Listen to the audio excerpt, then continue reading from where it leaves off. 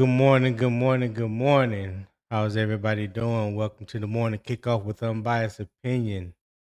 I am your host, Tony, also known as the Couch Scout Extraordinaire and Pastor Trenches. All right.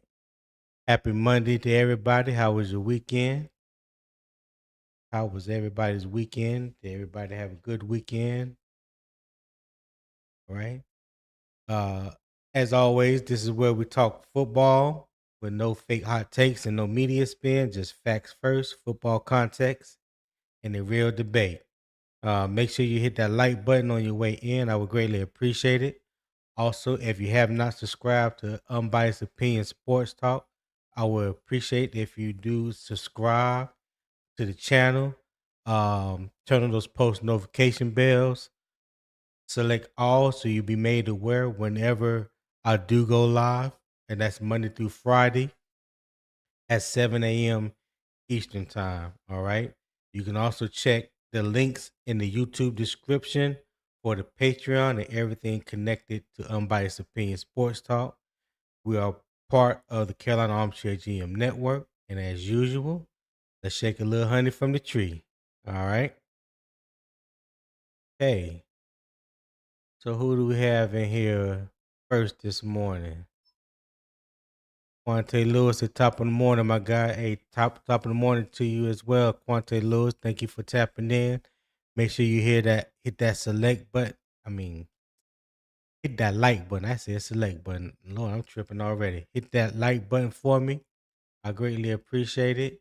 NH official say our player management is bad. There you go. You complaining and fussing already, huh? NH. I feel you though. Hey, make sure you hit that like button for me. I greatly appreciate it. All right. Nesnami saying morning, Panther Nation. What's up, Nesnami? Greatly appreciate you tapping in this morning on this beautiful Monday morning. Let me say that. This beautiful Monday morning. All right. Papa said, what tea we spilling? Oh, I ain't spilling no tea, but yeah, we're gonna talk about not a comment, but a subject that is near and dear to your heart, Poppin. So I hope you can join me on the panel. All right, we're definitely going to get into that. Gerald Sticks, my guy, said good morning, UO Sports Talk. What's going on, Gerald? How you doing this morning? Hit that like button for me on your way in. I greatly appreciate it. NH official with the laughing emojis. Tim Ballard said G morning. What's going on, Tim? Appreciate you for tapping in. Hit that like button for me on your way in. I will drop the link now in case anybody want to come up on the panel and enjoying the day's discussion.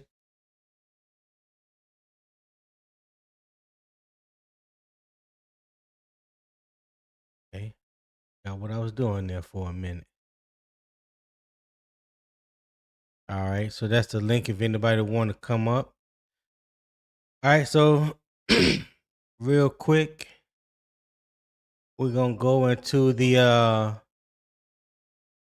daily injury report and transaction update. All right, so we do have Chris Brazzell that was out Sunday. Rehab with knee soreness. He was with the rehab group, and he's currently being monitored. Robert Hunt and Mike Jackson both have what Dave Canales described as a camp back. All right, they did not practice Sunday. I know Robert Hunt also didn't practice Friday as well. Both are expected back soon. Transactions over the weekend. So the Panthers officially signed offense outside linebacker Cam Gill, who was also the 2026 UFL Defensive Player of the Year. This is his second stint with the team, so hopefully it'll be better than the first. We also signed defensive tackle Kyan Bars, defensive tackle Elijah Garcia, and cornerback DeCarlos Nicholson. All right. waived was offensive tackle Darrell Bailey, outside linebacker Jared Bartlett, and cornerback Mike Reed. All right, so that's what the transactions and the injury updates over the weekend. And the practice schedule is the Panthers are not scheduled to practice today. Their next practice is Tuesday, and Canales said that will be Carolina's first padded practice of training camp. So I'm looking forward to that. I'm looking forward to the reports that come out about the padded practice. The first day in pads.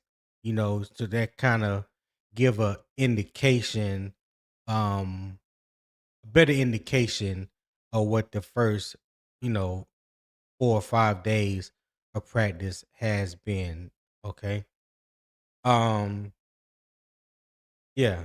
Tuesday practice will be important because the pads will begin giving us better information about the offensive line, protection, run game movement, and the physical part of these roster competitions. All right. Also, the NFL Players Association is reviewing the circumstances surrounding Nic Scourton's injury, but let me make the most important point clear immediately. All right. A review is not a guilty verdict. A review is not a guilty verdict. Okay. So today we're going to separate what Carolina confirmed, what reliable reporters have reported, what the CBA actually allows, what the practice video must answer, and what remains unknown. Okay. Then we will examine why New Orleans cannot be dismissed after sweeping Carolina last season, and we will finish with Xavier Legette's brilliant and strong Sunday and the 5 offensive tests that begin when the pads go on Tuesday. So stay with me. The conversation requires facts, not assumptions, as always. And let me bring my homeboy to the stage. Popping. Mr. Put them paws on him. What's happening? What's up, man? What's up, man? Bear with me if I'm headed to the country. So if I start sounding weird, I'll jump off. Yeah. I won't be surprised you start glitching. You know how I do. I would Yeah. not be surprised. I would be not be surprised. So Nic Scourton suffered a season-ending injury during Carolina's first on-field training camp practice.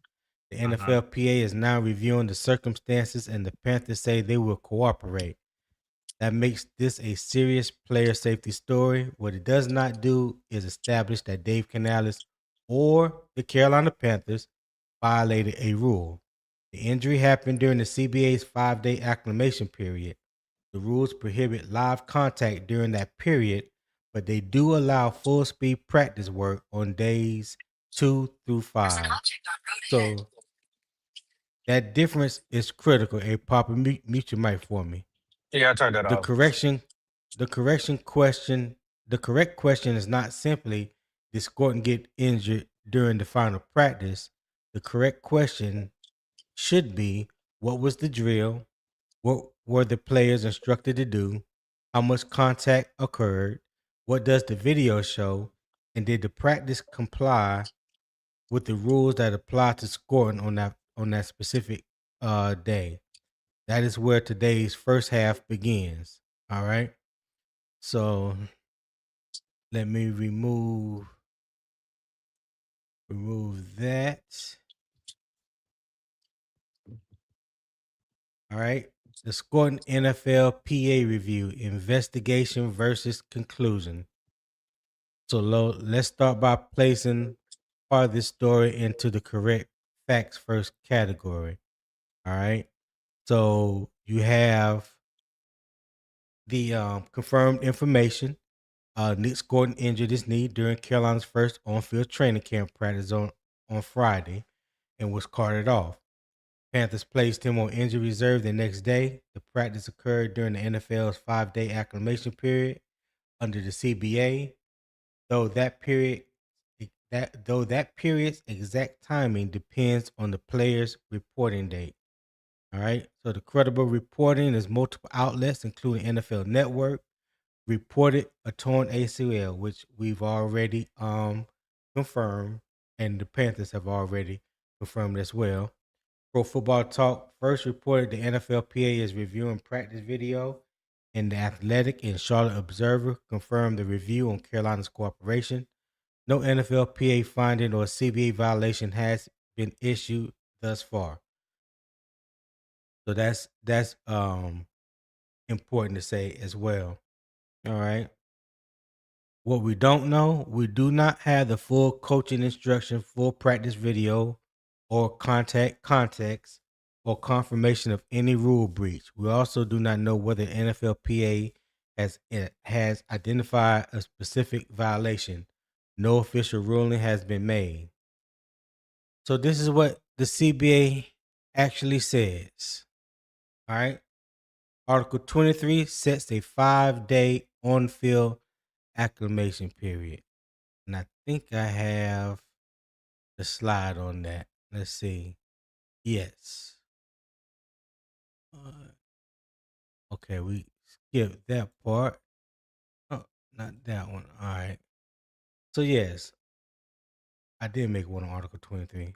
All right. So, yeah, day one is limited to meetings, conditioning, and non-football work. I mean, no helmets, footballs, or team drills. So we all know that the injury happened on day one, right? So according to the CBA, Article 23, said day one is limited to meetings, conditioning, and non-football work.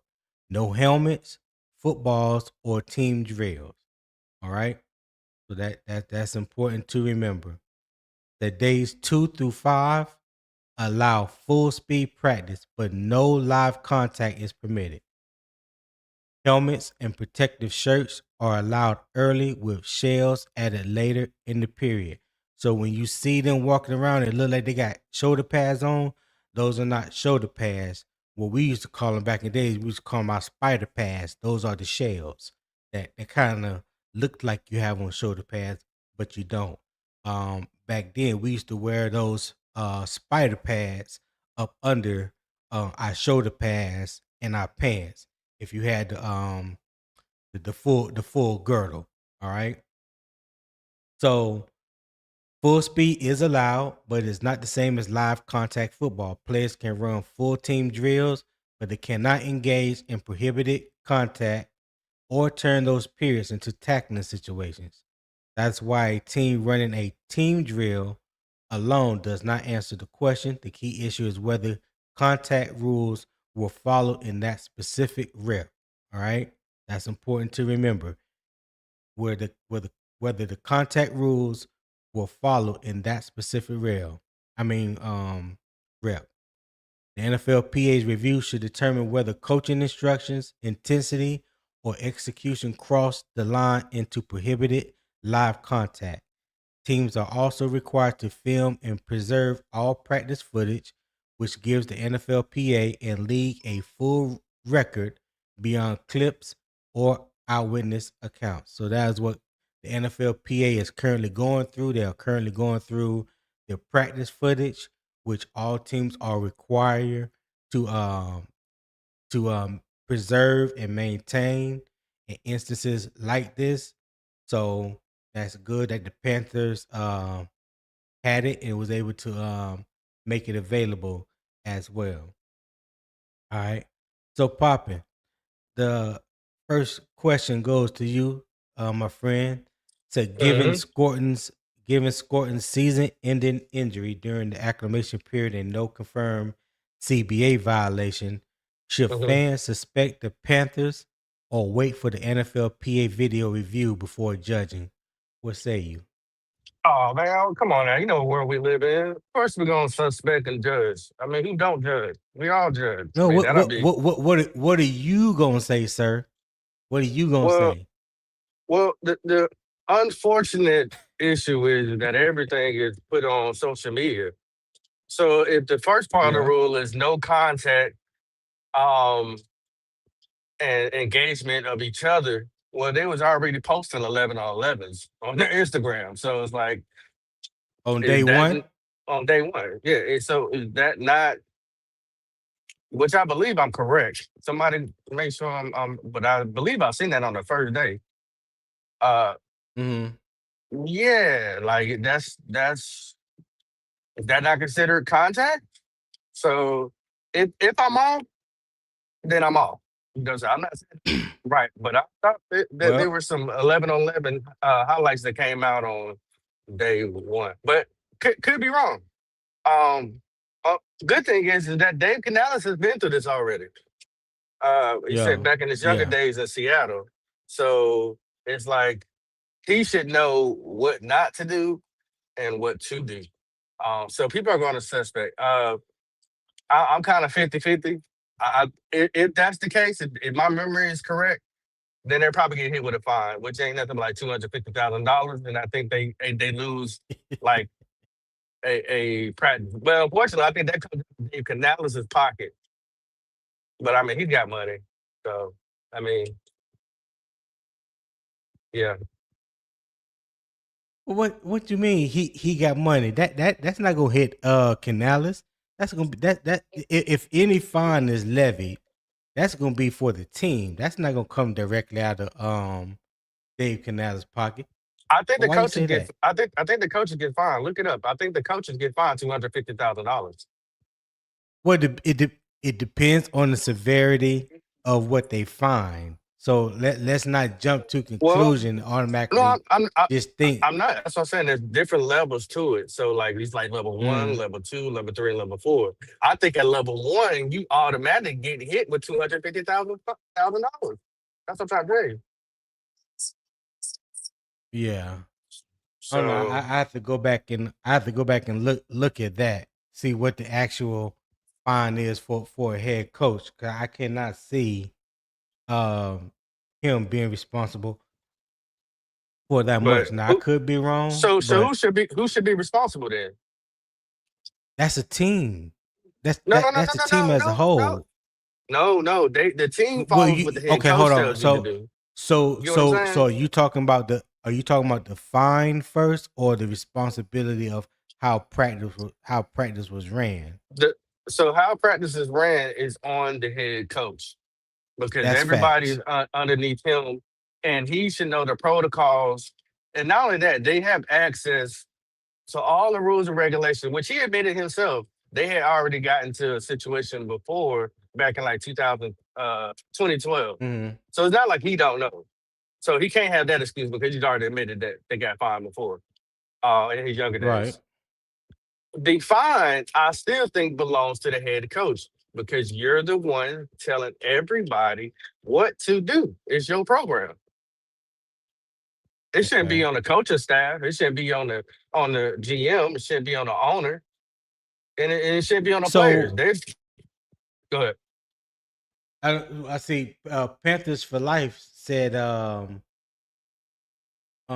they were in the classroom day one, but I know he got injured on day one. So was it during a conditioning drill? Because if it was during a conditioning drill, then the Panthers won't be charged with anything. That's a freak accident that happened during a conditioning drill.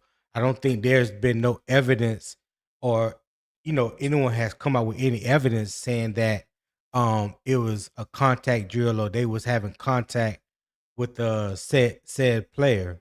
So Mhm. I don't know that yet. I don't know that to be true, and I haven't seen no reporting that says that was true.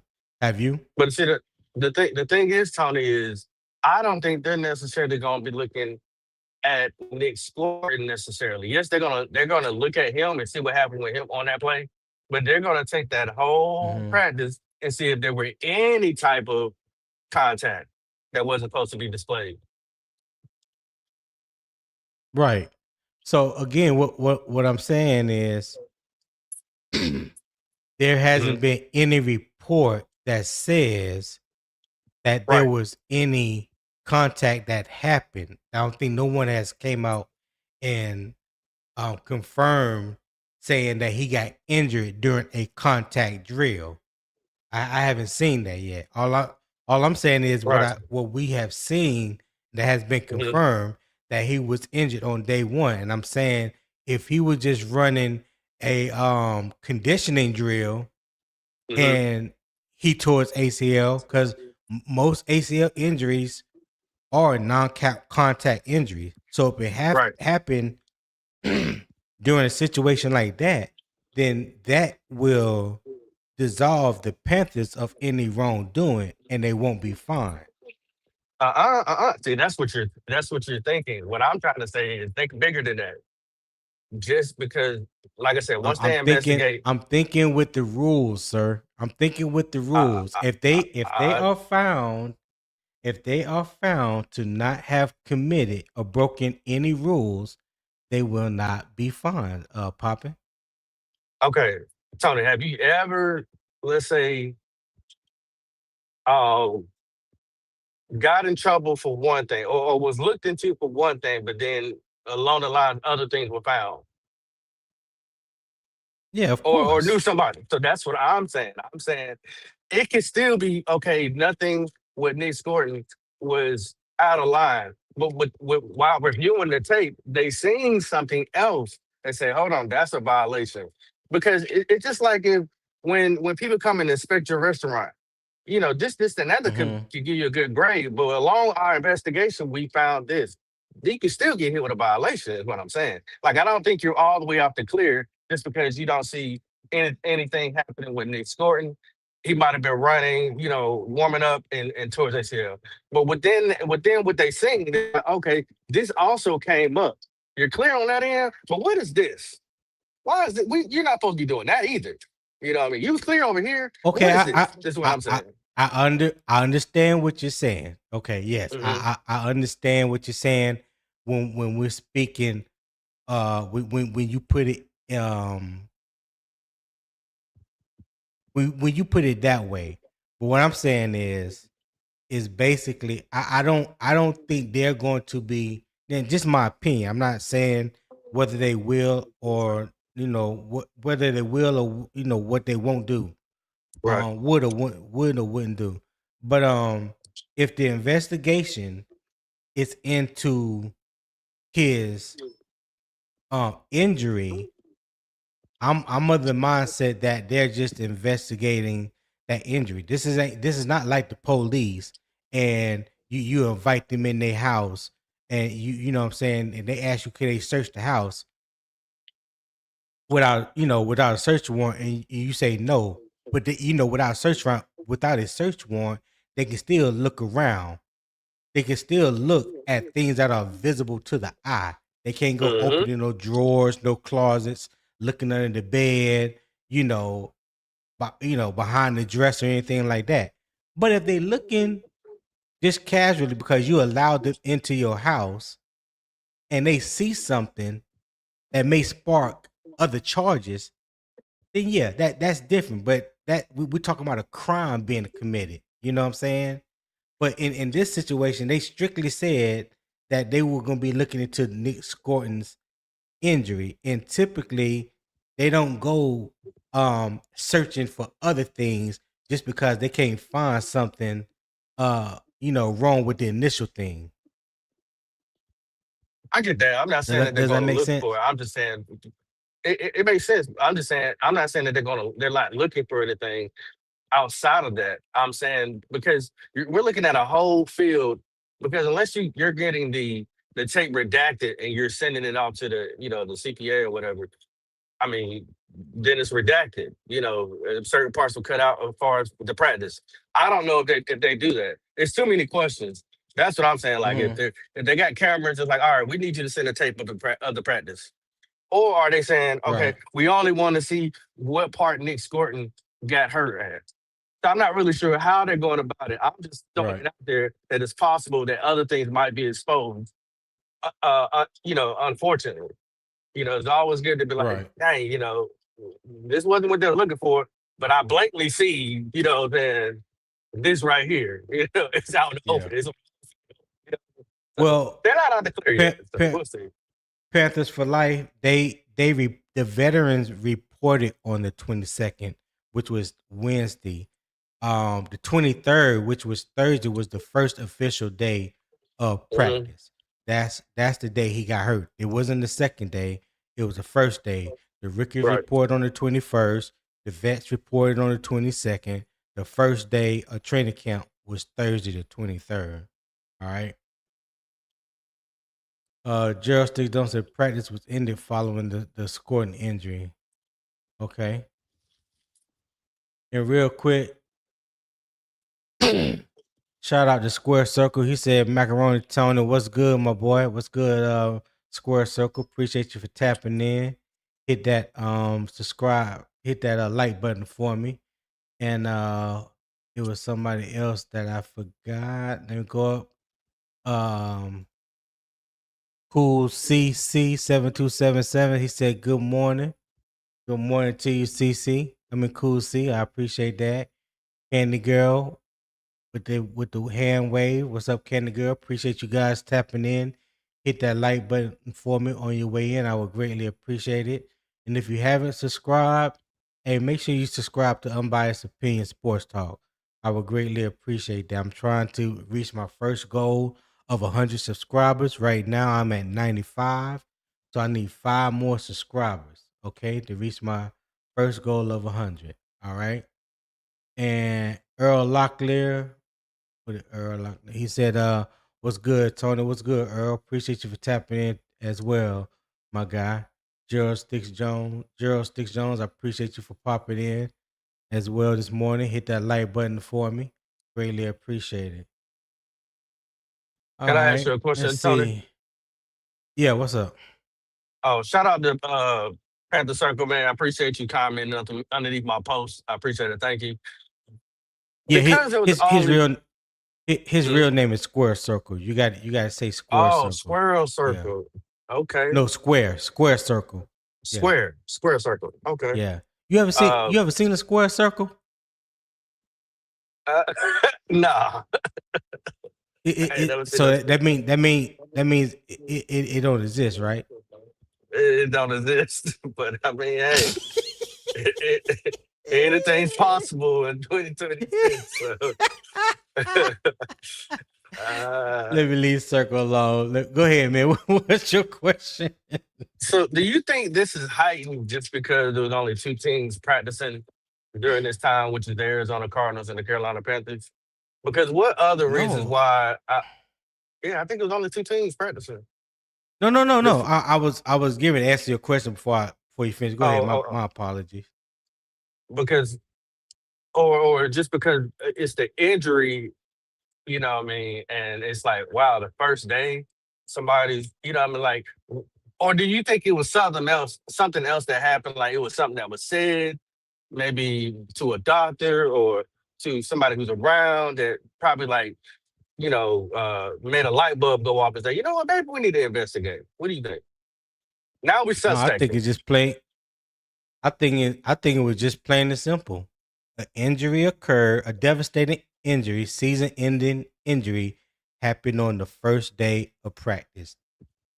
And they have to do their due diligence and review the tape and make sure that all rules were followed on the first day of practice. I don't think there was any hit inside information that was given to the NFLPA. I don't think, all these other different things. I think exactly what happened is the reason why it triggered the NFLPA. Gotcha. So they're doing their due diligence and going back and reviewing the tape and make sure that all the rules were followed on the first day of practice. Tip Drill Cool. Will, what's going on, my man? Hey, good morning, fellas. How's everybody What's doing? what's up, Will? Good morning. What's happening? Talk to me. How was your weekend? Nothing. It was good, man. It was good. It was good. I was just listening to you guys. I was just wrapping up everything this morning, and then I wanted to jump on and participate.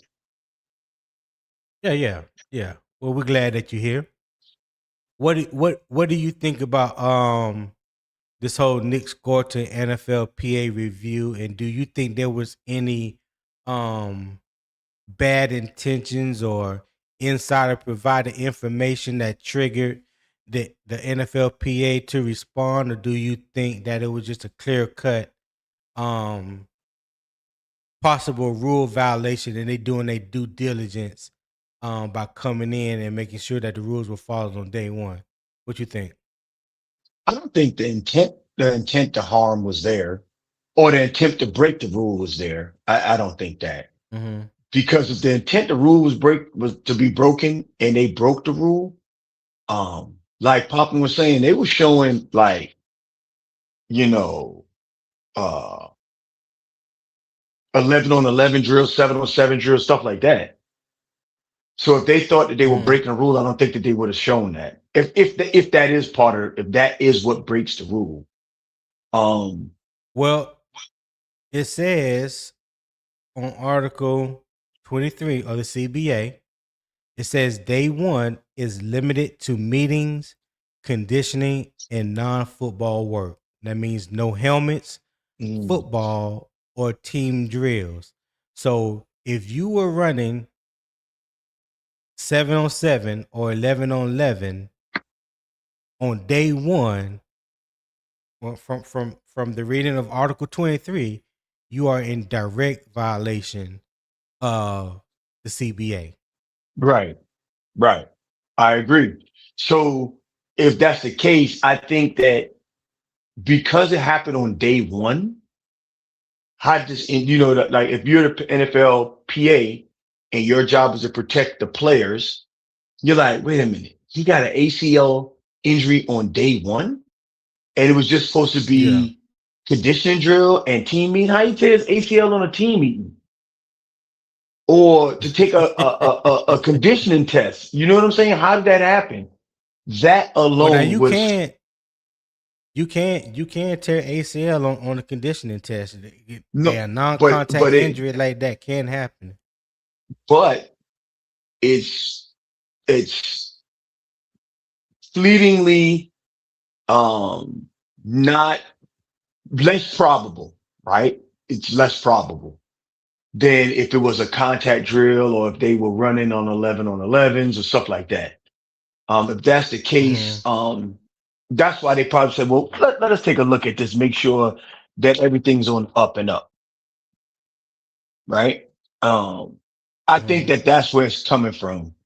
Let me look at this. Let me make sure everything's on the up and up on behalf of the people who pay our salary, the players Right. that we are responsible to ensure that they are being protected, because they can't sit up there and argue with the coach and say, today we're not supposed to be doing or we're only supposed to be doing meetings and conditioning tests. We ain't supposed to be doing nothing else. Next thing you know, Right. you out on the street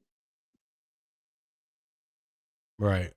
for being non-conformist. And you be like, well, they kicked me, they cut me because of this. You can't prove that. Right. So the play I applaud the play association for checking in on it. But even if I think, I mean, I don't know Dave Canals personally. I just don't think that he's the type of person that would, have an intention to either be a rule breaker or to willingly, obviously no coach would willingly injure their player because they want their player to succeed. So Right. that's my thoughts. Rashak, what's going on, man? Talk to me. How you feeling this fine Can, Monday morning? can y'all hear me good or nah? Yeah, we hear you.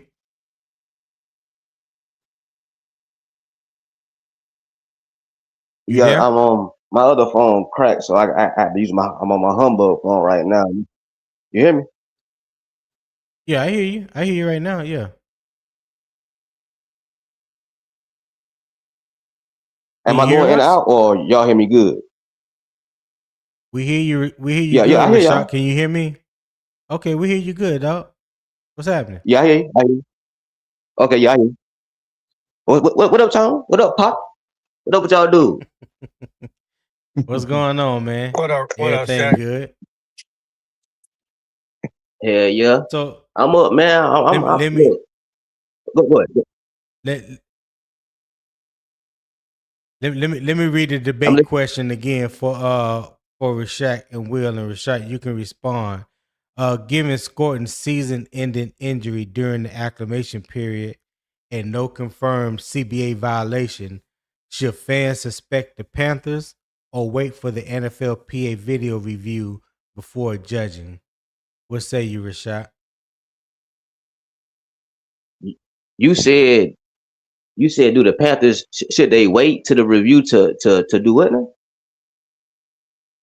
They should fans suspect the Panthers of wrongdoing or wait for the NFLPA video review before judging? I think they should wait until after the review to judge because, well, me personally, I don't really know what happened. I just heard that he went down with an injury. I don't know if it was on like a one-on-one, or I don't know if it was conditioning, or I don't know. So like, my opinion, I would wait until the NFLPA reviews it, and then make make your own decision about that.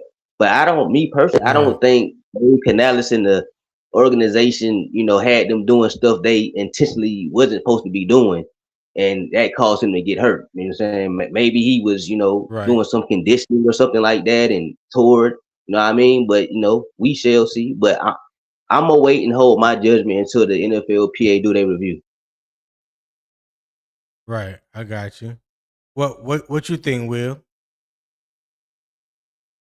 I think that I hold my judgment until the Players Association do their review. And to your point that you asked me, like because I came in on the follow-on question, I don't think that there's Yeah. any ill intent by the organization. And if the organization gets fined by it, I think that they'll feel bad that they'll feel bad that, okay, one of our young budding players, we wasn't supposed to even be doing that on day one of practice. And they don't want to look bad in front of the team's eyes of doing, doing a drill they wasn't supposed to be doing. They got fined for it and someone got hurt. They don't want that Mm-hmm. kind of look on their face. So that's an internal thing as well as to the locker room itself. Okay. All right. Gerald Stick Jones said the team did their conditioning test on Wednesday when the vets reported the Scourton injury occurred Thursday, which it did. Wouldn't that be classified as day two? I would say that's Mm. day two. From my understanding, the rookies reported Tuesday, which was the 21st, and the vets reported Wednesday, and the first day of training camp was Thursday. Now I could be wrong. They may have did the conditioning stuff on Wednesday. That will come out once the NFLPA has finalized uh their investigation. Yeah, so I thought the first day of training camp was Thursday, not Wednesday. So that's a good question, Gerald. Hey, I started the first poll to what is your position right now? Number one is wait for evidence. Number two is injury time is concerning.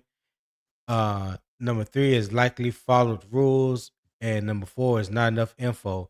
You could press 1, 2, 3, or 4 in the chat. I would greatly appreciate it. The poll will automatically tabulate your answers, and we can look at it in a few minutes. All right. So do me that favor. Press 1, 2, 3, or 4, like Gerald did in the chat, and I would greatly appreciate it. Frankie said there is plenty of tape from the credential YouTube channels. Okay. Yeah, if it is, I have to go back and look at it because I didn't pay attention for anything on Wednesday. I thought that the first day of training camp was Thursday, but if that is true, then I don't. If the conditioning happened on Wednesday and his injury happened on Thursday, then based off that information, I don't see why the Panthers would be in violation. But it also raised the question, though, if that's the case, then why was the NFLPA even bought in? Because if it happened on day 2 and not day 1, I mean, what are we talking about? Because day 2 through 5, let me go back and read that to you guys again. Article 23 of the CBA says day 2 through 5 allow full speed practice, but no live contact is permitted. Helmets and protective shirts are allowed early, with the shells added later in the period.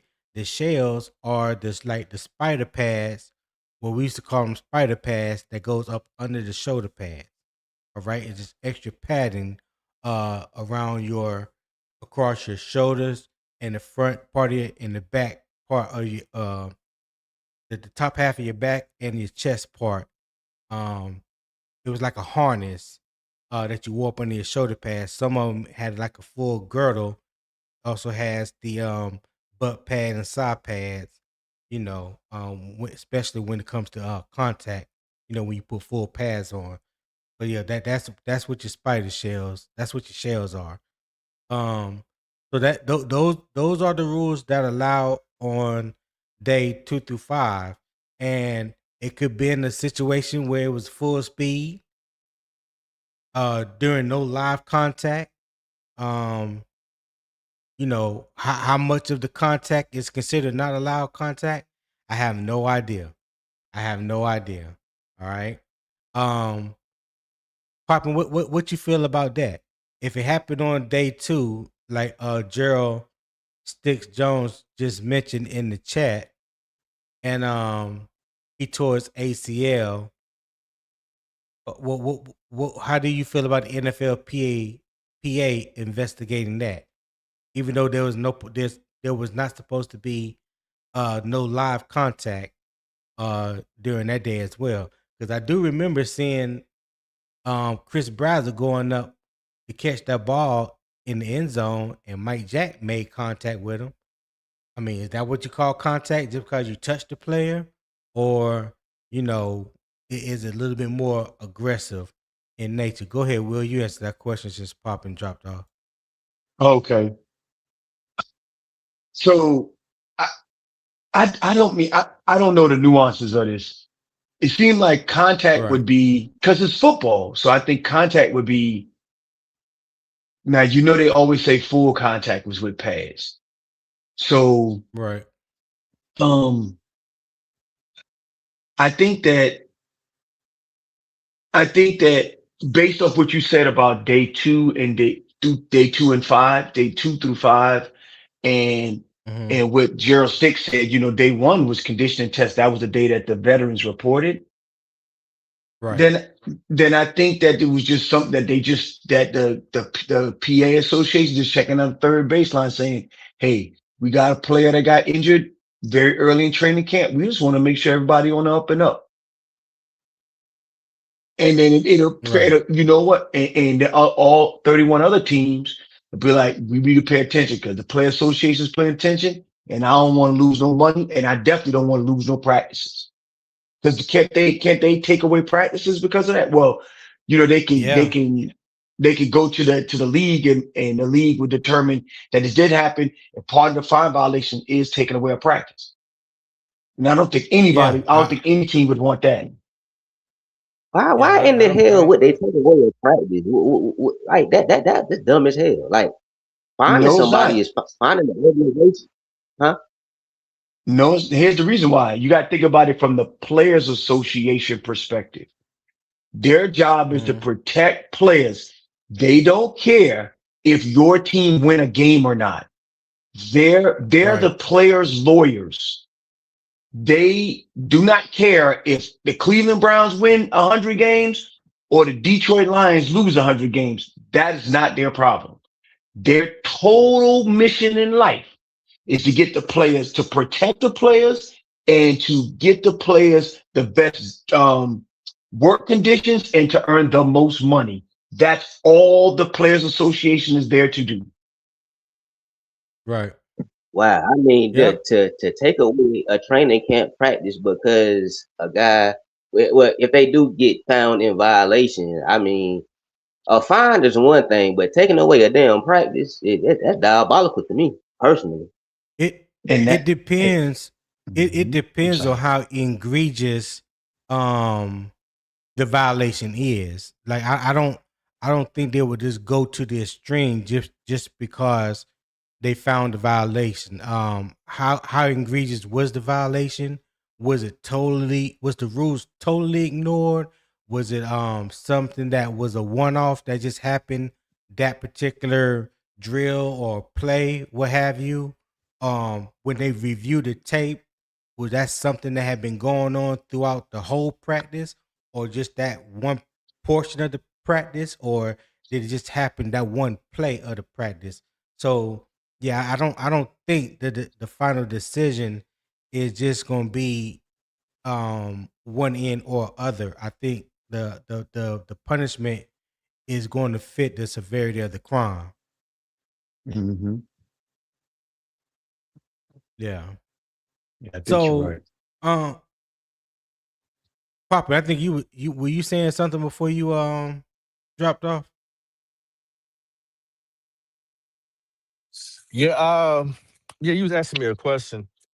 Um, like I said, everything's put on Ah the shit, I internet. forgot. Go ahead, Yeah. go ahead, Papa. Oh, okay. I thought you Yeah. were saying something. So everything's put on the internet. I really hope that they don't get hit with no violations. Um, I know these guys are not intentionally trying to get anybody hurt. We know that because we have evidence. We know when somebody has a sore shin, they be like, "Oh, he's not practicing today." Oh no, we're not risking that. So they showed you that they care about our players, and I appreciate that because when it comes down to the season, you want to be able to have your guys available. Some people may say this baby fine on this, that, and other, but an injury is an injury, soreness is soreness. You know, you want to get everybody up to speed. So I hope they don't find anything. I just think, even though I know they're doing their job, there's definitely a lot of questions. I'm not gonna tell anybody to judge. I know people are going to judge. I'm not judging. Right. You know what I'm saying? Well, they're already doing I'm that. yeah, you know. So, but I'm gonna wait till I get the rest of the information. But I am putting it together just like y'all are mentally thinking about, okay, if those are the rules, what part of that is, you know what I'm saying, passable and not passable? We just don't know how sensitive they mean when they talk about contact. You know what I mean? Right. So we gotta see. Okay. Let me so only 4 people have responded to the poll so far. So I'm gonna give it about 1 more minute and then I'm gonna stop that poll and we can move on from there. But let me ask you guys a question and Will you can go first. Should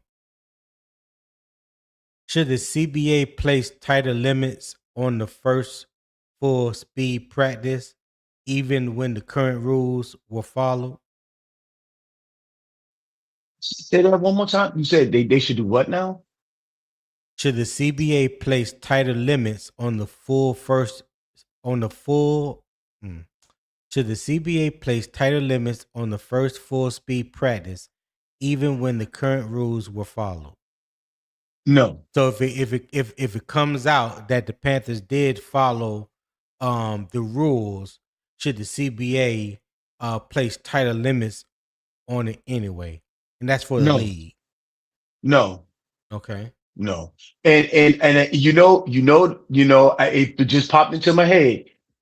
Collective bargaining agreement coming up. So they trying to gather as much data as they can to sit at that negotiating Mm-hmm. table.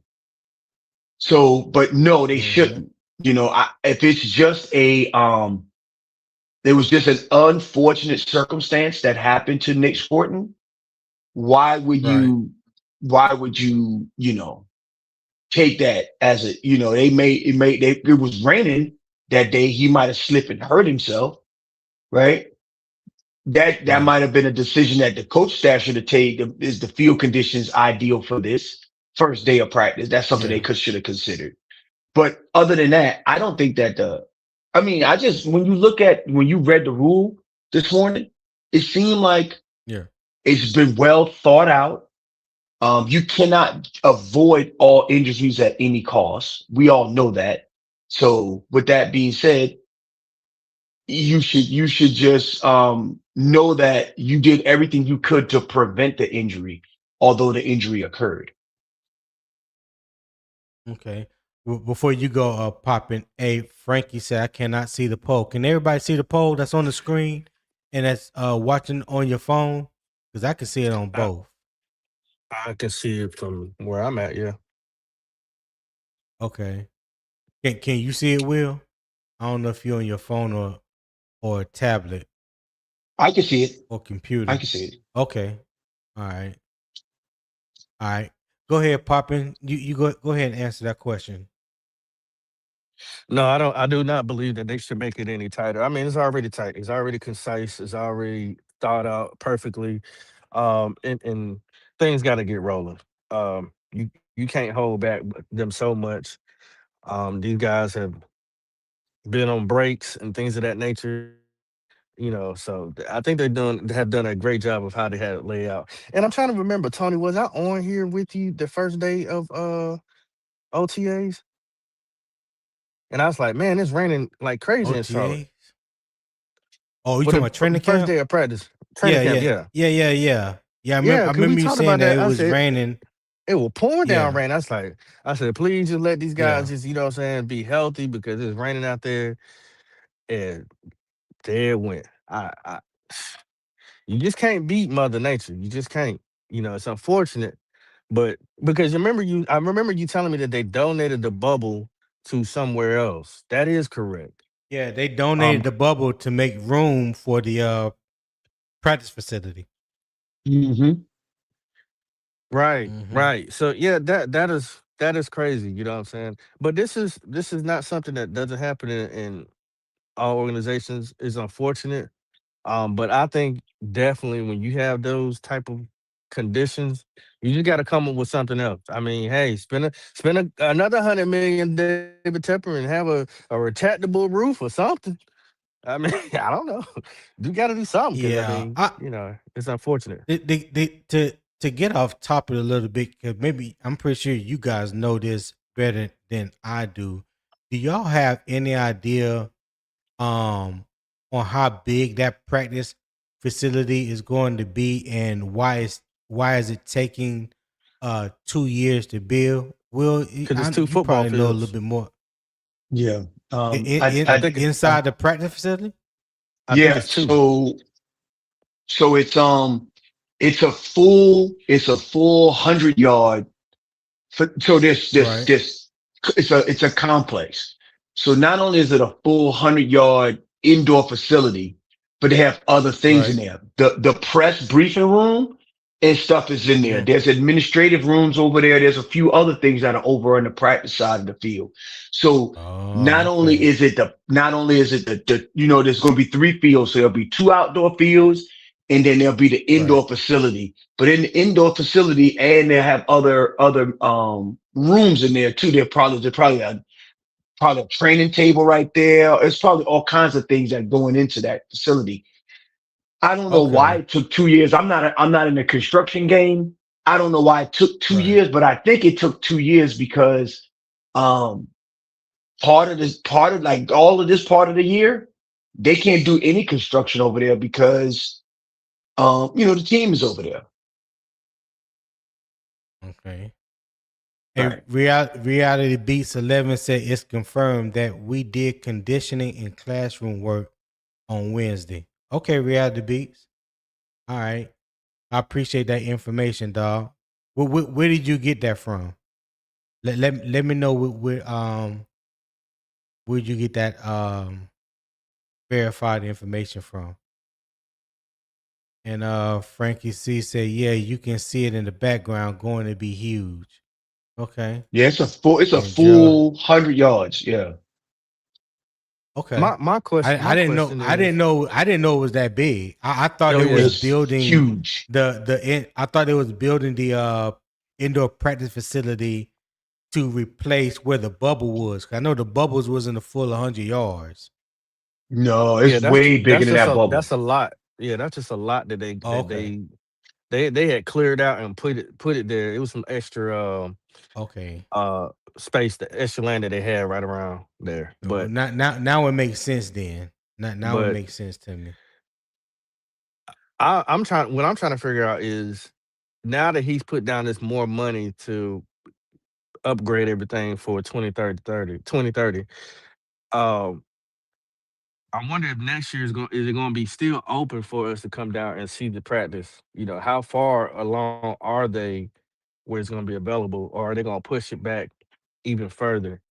Which I would not like, Yeah. but I'm curious of Will how much have they gotten done so far? I have to drive by there and Will go see. Will can answer that. Go ahead, Will. Yeah. 'Cause I don't Yeah. know. So this training camp is the last training camp. It's supposed to be 2 training camps long. Um, and Tony, I can look it up what the final building is going to look like, and then I can present it, or you can look it up. But it's not like it's like a actual facility. It's not just like a awning over a Over a awning field. over a field. It's not that. Okay. All right. Right. Yeah, you can look it up and just let me know, and I'll present it. I mean I saw renderings of it when they Okay. first Yeah. talked about it. I don't Uh-huh. know if that's the same or has it changed or anything like that. But yeah, I just I'll wasn't try to look it up. sure. I just wasn't sure on the magnitude of the size of it. Just by looking at that rendering, because that rendering looked like it was just a like you just said, like a glorified indoor practice facility that you see most colleges have. You know, I didn't know it was gonna have the um other offices and training tables and stuff like that into it. So okay. Frankie says state of art training facility. And let me bring our brethren up here, Will, the prowling veteran, Nick What's up? Glazy. What's happening? Whoa, what's up? Hey, What's Will, good? Nick out there with his spaceman suit on. Look at him. What spaceman suit? Oh, you talking my headphones? Hey, look, Nah, these big. I thought your shirt looked like one of the workout shirt Nah, workout nah. thing. Yeah. Hey, Nick, get somewhere and do some damn work. Sitting around here wasting our time, man, running my light bill up. Hey, look. I've been at work since 6:30. Already. Yeah, Already. I was It just will. Hey, yeah. Will don't know nothing about that. He get up at 6:30 to go work out. He ain't sitting in front of the computer that early in the morning. No, sir. No, sir. They don't pay, they don't work me that hard. They don't work me that Yeah. hard. Nah. Well, they don't work me that hard. I decide to come in this early so I can leave extra early. Hey, I feel you on that. I do the same Shit. thing. So I be trying talk to to me. Talk to me, Nick. What's going on? nothing, man. What topic y'all on? What topic you was talking about now? We're talking about the NFLPA doing their investigation on the Panthers, and we was talking about Article 23 of the CBA. Okay. You know what is allowed in What is the allowed first in day of the practice and the second through fifth day of practice. hmm So the debate question. Let me go back to that real quick. It said given Scourton's season-ending injury during the acclimation period and no confirmed CBA violation, should fans suspect the Panthers or wait for the NFLPA video review before judging? What say you? I think you got to wait till the review to see what was what. Um, from what I was hearing, he just stepped awkwardly, and that's what happened. I heard it was non-contact, so that's Oh, all you saw a video? You saw actual no, video? no, I heard them talking Oh, about it okay. on Okay. and they said that it was non-contact. They said he looked like he stepped awkward and then he went down. So Okay. I Hey, I I would yeah, go hold ahead. on real quick. Hey, Reality Beast, I appreciate that. He said Yahoo Sports has an article saying the Panther vets reported to the bank and went through their preseason and conditioning tests before hitting the field for day one of practice on Thursday morning. Hey, I appreciate that, Reality. Thanks for that bit of information, my guy. All right, go ahead, Nick. Yeah, I don't think it's gonna be a big. I think that at the end of the day, the NFLPA is just doing their job to make sure they're protecting the players and make sure ain't nothing happening. I mean, I feel like at this point, some team gets hit with some sort of fines every year. So, it is. I mean, I just think they got to do whatever they got to do and look into it, see what happened. If it was no violations, then just leave it at that. I mean, Mm. yeah, but I He don't think you said should the new judge a team. practice. He said the new practice facility is 101,400 square feet. Sourced from Carolina Panthers website. Damn. Okay, I didn't know it was that big. I did not And know then it was also, that also, big. I couldn't find a picture that does it justice, Tony. But also, they have the Atrium Yeah. Health. They have the Atrium Health training facility. So they have a world class medical facility attached to it, Right. Hmm. to that Got you. whole thing there. So like the team, they go from a locker room when they go out on the field. They got everything they Yeah. need on the field. They don't have to go. They don't have to go back to the locker rooms for anything. Right. Okay. Wasn't the bubble named after Atrium Health?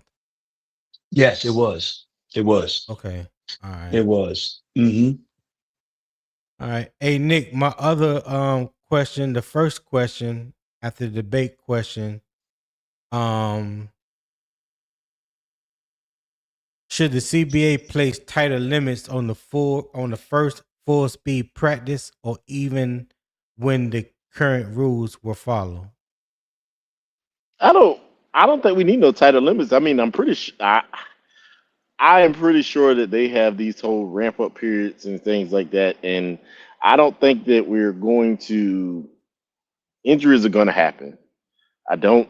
I Right. don't think. I don't think that, and I think a lot of people don't know.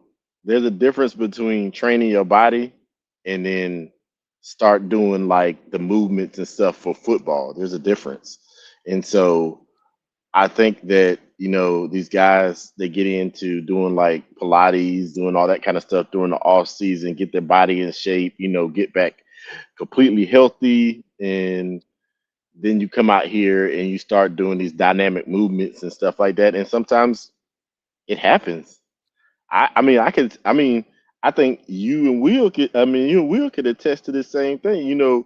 We deploy, go somewhere for a year, and we ain't doing PT while we out there. We Yeah, ain't we doing ain't we doing ain't doing yeah. we ain't doing PT. We come back from deployment, and we start doing full on PT. Somebody get hurt every time. It happens every single Every time. time. Boy, yeah, Me, I am we that run injured we running soldier. two we running 2 miles this morning. Shit, who ran 2 miles? Hey, hey, Yeah. me, I am Matter of that fact, injured soldier. See? I'm going straight to sick call. You ain't about to play me. Yeah, so you try to get back into doing that type of stuff, coming back from deployment life you got to have like some sort of ramp up period, but that's what they Yeah, trying to do. All that That's what they drinking I did trying on to yeah, block leave too. Shit. man.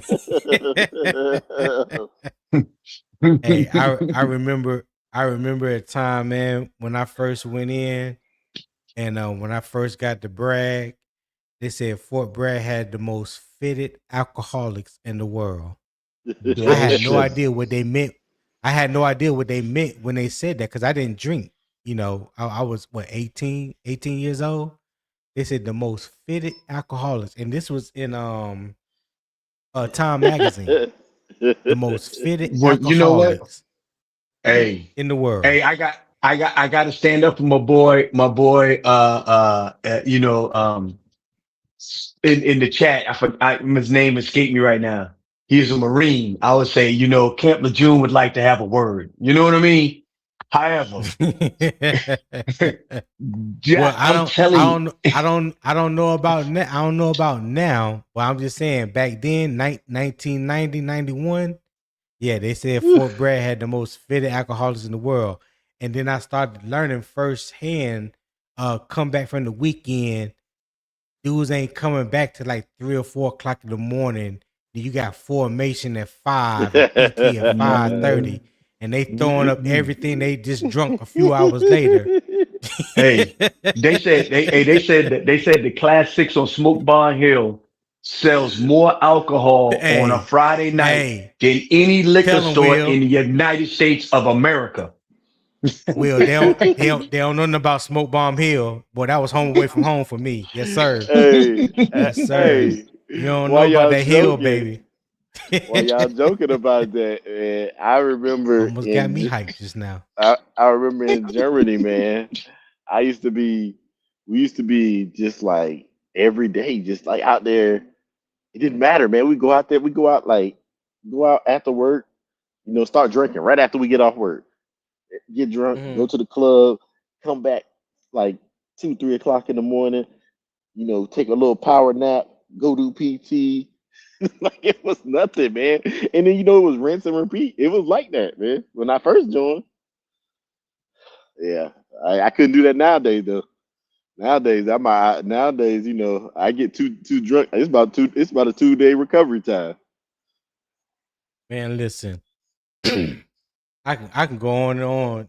We all can go on and on about drinking experiences in the military. But what Will just said about Smoke Bomb Hill, if you don't know about Smoke Bomb Hill and you don't know what You comes off drop the that bomb hill, on him, baby. You drop that bomb on him, it, baby. it's just best. It's best that you just stay away. You know what I'm saying? You ain't ready for that. Hey, or get an escort. It's your first time in. Get an escort, baby. Get an escort first time Yeah, in. get an escort. Yeah, it is not. Yeah, yes, Y'all sir. some fools, But boy. Papa, you still there? Yeah. All right. So, real quick before we go any further, listen, we are an hour and 10 minutes into the show. If you're enjoying the conversation, the debate, the content, the energy, the vibes this morning on this beautiful Monday morning, I would greatly appreciate it if you show love to the channel. There's a pinned comment at the top of the comments on YouTube that takes you to the PayPal link. Real quick, let me do the poll. 8 people total voted, and 50% said number 3 likely followed rules. 38% said number 1 wait for evidence, and third at 13% was number 4 not enough info. All right. So I greatly appreciate everybody that participated in the poll. All right. I greatly appreciate that. Let me throw the comments back up there, but also let me, if you are on your laptop or desktop, and then you can, there's a QR code at the top right. If you want to support the show, I would greatly appreciate it. Scan that QR code. It will also take you to the PayPal. Donate whatever your heart desires. My daily goal is $25. Again, not trying to pay rent or a car note, but my daily goal is $25. If you're watching the live stream through Carolina Armchair GM CJ's channel, you can also send a super chat. All right. I can't send super chats as of yet through Unbiased Opinion Sports Talk because y'all won't subscribe. So I need plenty of subscribers. But if you are watching through Carolina Armchair GM CJ's channel, you can also send a super chat, and I would greatly appreciate that as well. All right. So, trying to think what I want my. So, Poppin, what would you need to see on the video before saying Carolina violated the rule? Say that question again. what would you need to see on video before saying Carolina violated the rule? Me personally, I don't need to see anything, man. I think it was such a tremendous loss that I don't need to necessarily see it. I just need them to just put out there what exactly what was wrong, so that way that the organization can make sure they stay on top of it, so it don't happen again. But I don't necessarily need to see anything on the video. If y'all Okay. ever seen anybody actually get hurt, it ain't a good look. Yeah, I promise you, it's not cool. So Nick, I what you feel got? bad for him. Oh, I thought my bad, Papa. Go ahead. No, Go I'm ahead. good. Nick, what you got? What would I need to see? I don't know what they're going. I mean, they're not going to show us. The only thing we're going to see is the fines that come afterwards. So I don't know. I guess once we'll see. I just need to see the fines are put in place and saying that they violated the rules. And the bad part about it is 9 times out of 10, if they feel like they violated some part of the rules, we'll probably lose a day of practice or something like that. Like the coach will get fined and the team will get fined, and then you lose a day of practice. So I don't know what past that we would be looking for. Okay. Will, what you got? Y'all hold me down for a minute, but go ahead. Will, answer that question for me. I don't need to see anything, man. All I know is that if there is a violation, it will show through the video. Everything will be in 8K, right? Um, and even if it was a violation, I just don't think that the intent was there to do harm. And I know I'm looking at it from I know it's not a two-part question. Did you violate the rule and was the intent there? But for me, I think the intent matters. Did they intentionally mean to do that? And I don't think that that's the case. Other than that, I think that's all I really need to know. Did they break the rule? Yes or no? If they broke the rule, what all do I need to do in order to correct? What do they need to do in the future to correct it? And don't take none of our practices away, please. They are. That's usually what happens at this point. As as well as I So know, so Will. Poppin said something interesting earlier when it was just me and him on the panel, and he was saying that what if during the NFLPA's investigation, even though they didn't find anything related to the Nic Scourton injury, but they find other things, and Dave Canales is levied a fine because he is the head coach and basically sets the table for how practice is ran. Do you guys think that's a possibility?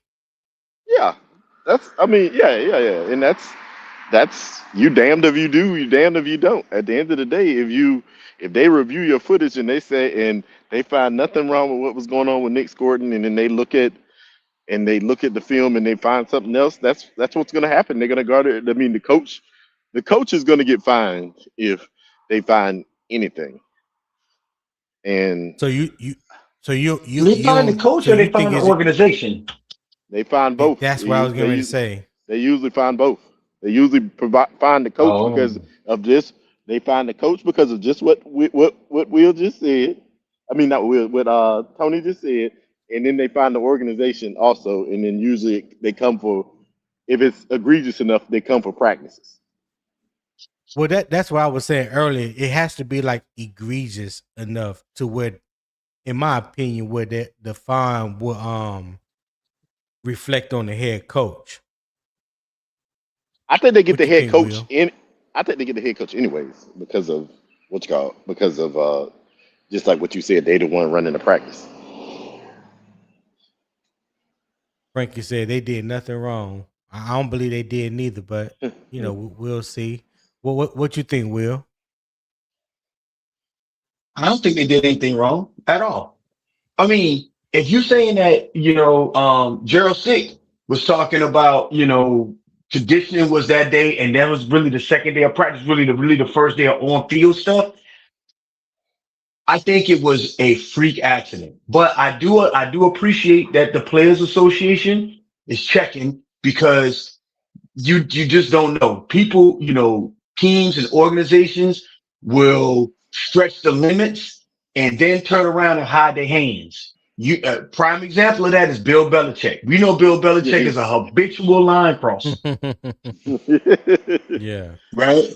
Yes, he So, is. so I just wanted to just, I'm not saying that Dave Canales is, but from a players association perspective, they got to stay on top of shit like that. Because if they don't, all hell will break loose across the entire damn NFL practice ecosystem. Yeah. This dude. Broski Yeah. talking about, ooh, the Panthers are in trouble. Ooh, you know what?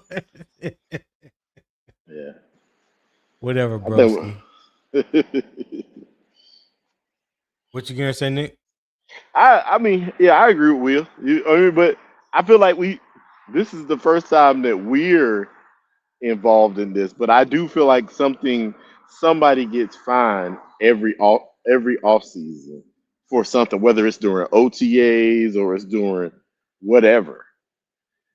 But Right. at the end of, but the this is the first time that we have an injury like this at the beginning of camp, so now they're looking at it.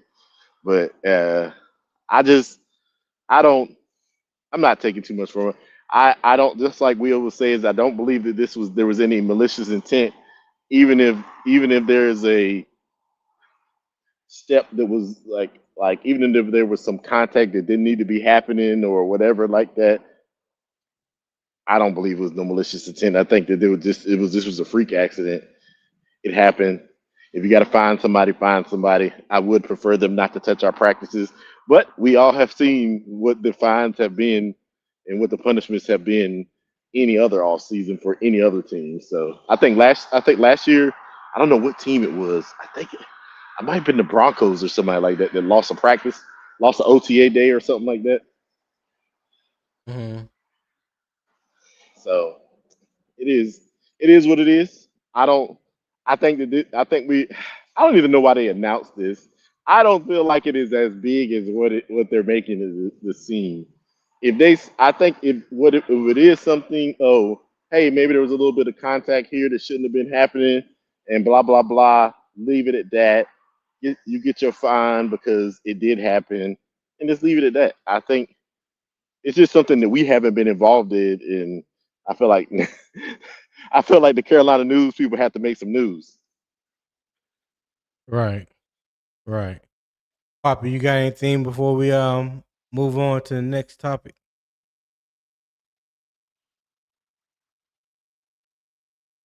Okay. I'm good. Bravo. Square Circle said, Nick, stop thinking.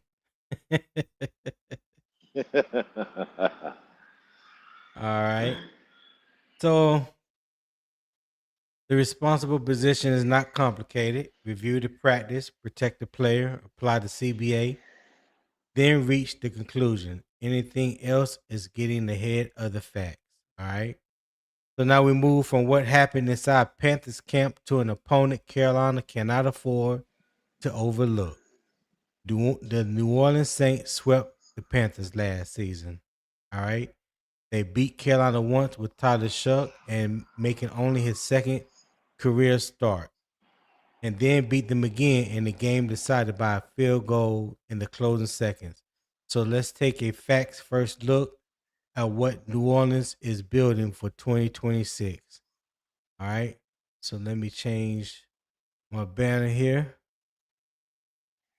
So today's spotlight is on the New Orleans Saints. All right. Let me go back up here to my trusty slides here. Ooh, this. Still waiting for somebody to show love, donate to the channel. I greatly appreciate it. If you have donated and I don't know it, let me know in the chat so that way I can properly shout you out. I would greatly appreciate that again. The first thing to understand is that the Saints have not started their on-field training camp practice yet. New Orleans is scheduled to begin camp Wednesday the 29th with its first public practice Thursday. So we played them twice this year. Week 10, November 15th, we play at New Orleans in the Caesars Superdome. And week 14, which is December 13th, we play them at home at Bank of America Stadium. Those are two late season divisional games with a 4-week stretch. If the NFC South race is close, these games could directly affect division record, tiebreakers, and playoff position. All right. So what happened in 2025? Simply put, New Orleans swept Carolina. In the first meeting, Tyler Shough made his second career start and threw for 282 yards and 2 touchdowns. Saints won 17-10, and their defense held Carolina to 175 net yards. In the second meeting, Shough threw for 272 yards and 1 touchdown. New Orleans won 2017 on Charlie Smith's 47-yard field goal with 2 seconds remaining. Across the two games, Shough threw for 554 yards and 3 touchdowns. That is not projection. That is production Carolina has to answer. All right. So for the starting point, for a season, Shough completed. He passed for 2,384 yards, 10 touchdowns, 6 interceptions in 11 appearances as a rookie. He also rushed for 186 yards and 3 touchdowns. Okay. He enters 2021 as the Saints QB1. The Saints signed Zach Wilson to provide experience depth, but this is Shough's offense unless his performance changes the plan. All right. Chris Olave is coming off his best NFL season, 100 receptions, 1,163 yards, 9 touchdowns, and second team All-Pro recognition. New Orleans then drafted Arizona State wide receiver Jordan Tyson with the 8th overall pick. Tyson gives the Saints another explosive receiving option opposite Olave. The Saints also added Travis Etienne Jr. to a backfield that already includes Alvin Kamara. All right. So what you see here up on the screen, what Carolina must prepare for. So there's 4 things. Number 1 is Tyler Shough's timing. You got to disrupt his first read and force him off schedule. Okay. Number 2 is Olave and Jordan Tyson. You got to prevent free releases and explosive plays. Number 3 is Kamara and Travis Etienne Jr. Maintain edge discipline and tackle clearly in space. And number 4, defensive structure plus execution. You got to handle disguise, simulated pressure, and protection changes. Number 4 is something that we definitely didn't do last year when playing the Saints. They disguised their coverage very well. We couldn't handle the simulated pressure, and or the protection changes because Keontae Taylor had our number. He was dialed in whenever he played us. He was the number one thing that Carolina had to worry about on offense is where Keontae Taylor was, and for some reason we still couldn't find an answer for him. So the question is, given New Orleans' sweep of Carolina in 2025 and added more offensive support around Tyler Shough, are the Saints the most underrated NFC South threat to the Panthers? Go ahead, Nick. You can go first, and then Poppin. Uh I mean, at the end of the day, it's a division game. Division Hold opponent. on, hold that thought, because I did invite this young man to be on stage today, J Live. So he's the Saints fan. So J Live, you are right on time, sir. So you just let me know. I will drop the link if you want to hit the panel and support your team. Yeah. Let me drop that link real quick. And we can make that happen. Go ahead, Nick. You gonna get Jay Lies a link. Yeah, yeah. I'm an equal opportunity employee, so you know what I'm saying. Hey, I be fair across the board. All right. So, um, one, I'm gonna say this. The Saints, I would never overlook any NFL team. I ain't gonna overlook any because any given Sunday you can get your ass whooped. That's what I feel. That's how I Mm-hmm. always gonna feel. Um, but I will say this. I think that now with a little bit more review of Tyler Shuck, I want to see how he performs in his second year. Um, I do believe that our biggest issue is that we were not getting pressure, which is that's how you beat a young quarterback. You get pressure on them. We wasn't getting that. So hopefully, Right, even without Scourton, we're getting pressure and we get him off his spot and make him make mistakes. I don't think that he's gonna have the opportunities to do what he did to us with run up the middle of the field. I don't think he's gonna have that opportunity right. this year. I think we're gonna have more of a sound defense. And I, the offensive line is going to be what the offensive line is. Picking up protections is going to be what it is. Um, got to do, we got to do better there. But my for sure, my biggest thing is that we need to m- make sure that the things that he was able to do, because we think about it, if he's not able to run up the middle, do they even get an opportunity to kick that field goal at the end of the game? No, because they basically he ran up the middle. It ended up being a penalty. So what did he get, like 3 or 4 yards, and then you added 15 to it. Yeah, so yeah, so yeah. So I think we'll be okay.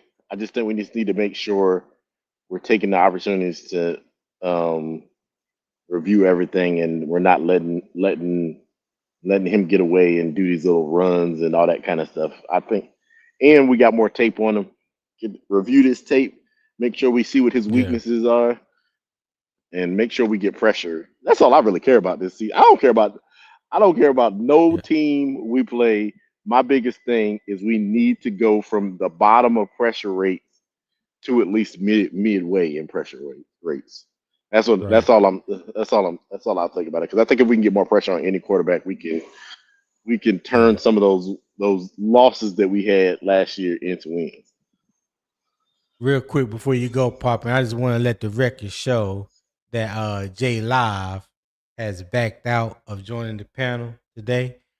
He was made aware of this ahead of time, so it ain't like it's not like he didn't know. So yeah, Jay Live. No, I ain't gonna say what I was getting ready to say. I ain't gonna start no, I ain't gonna start no mess. But let the record show he did not join the panel this day. Go ahead, Poppy.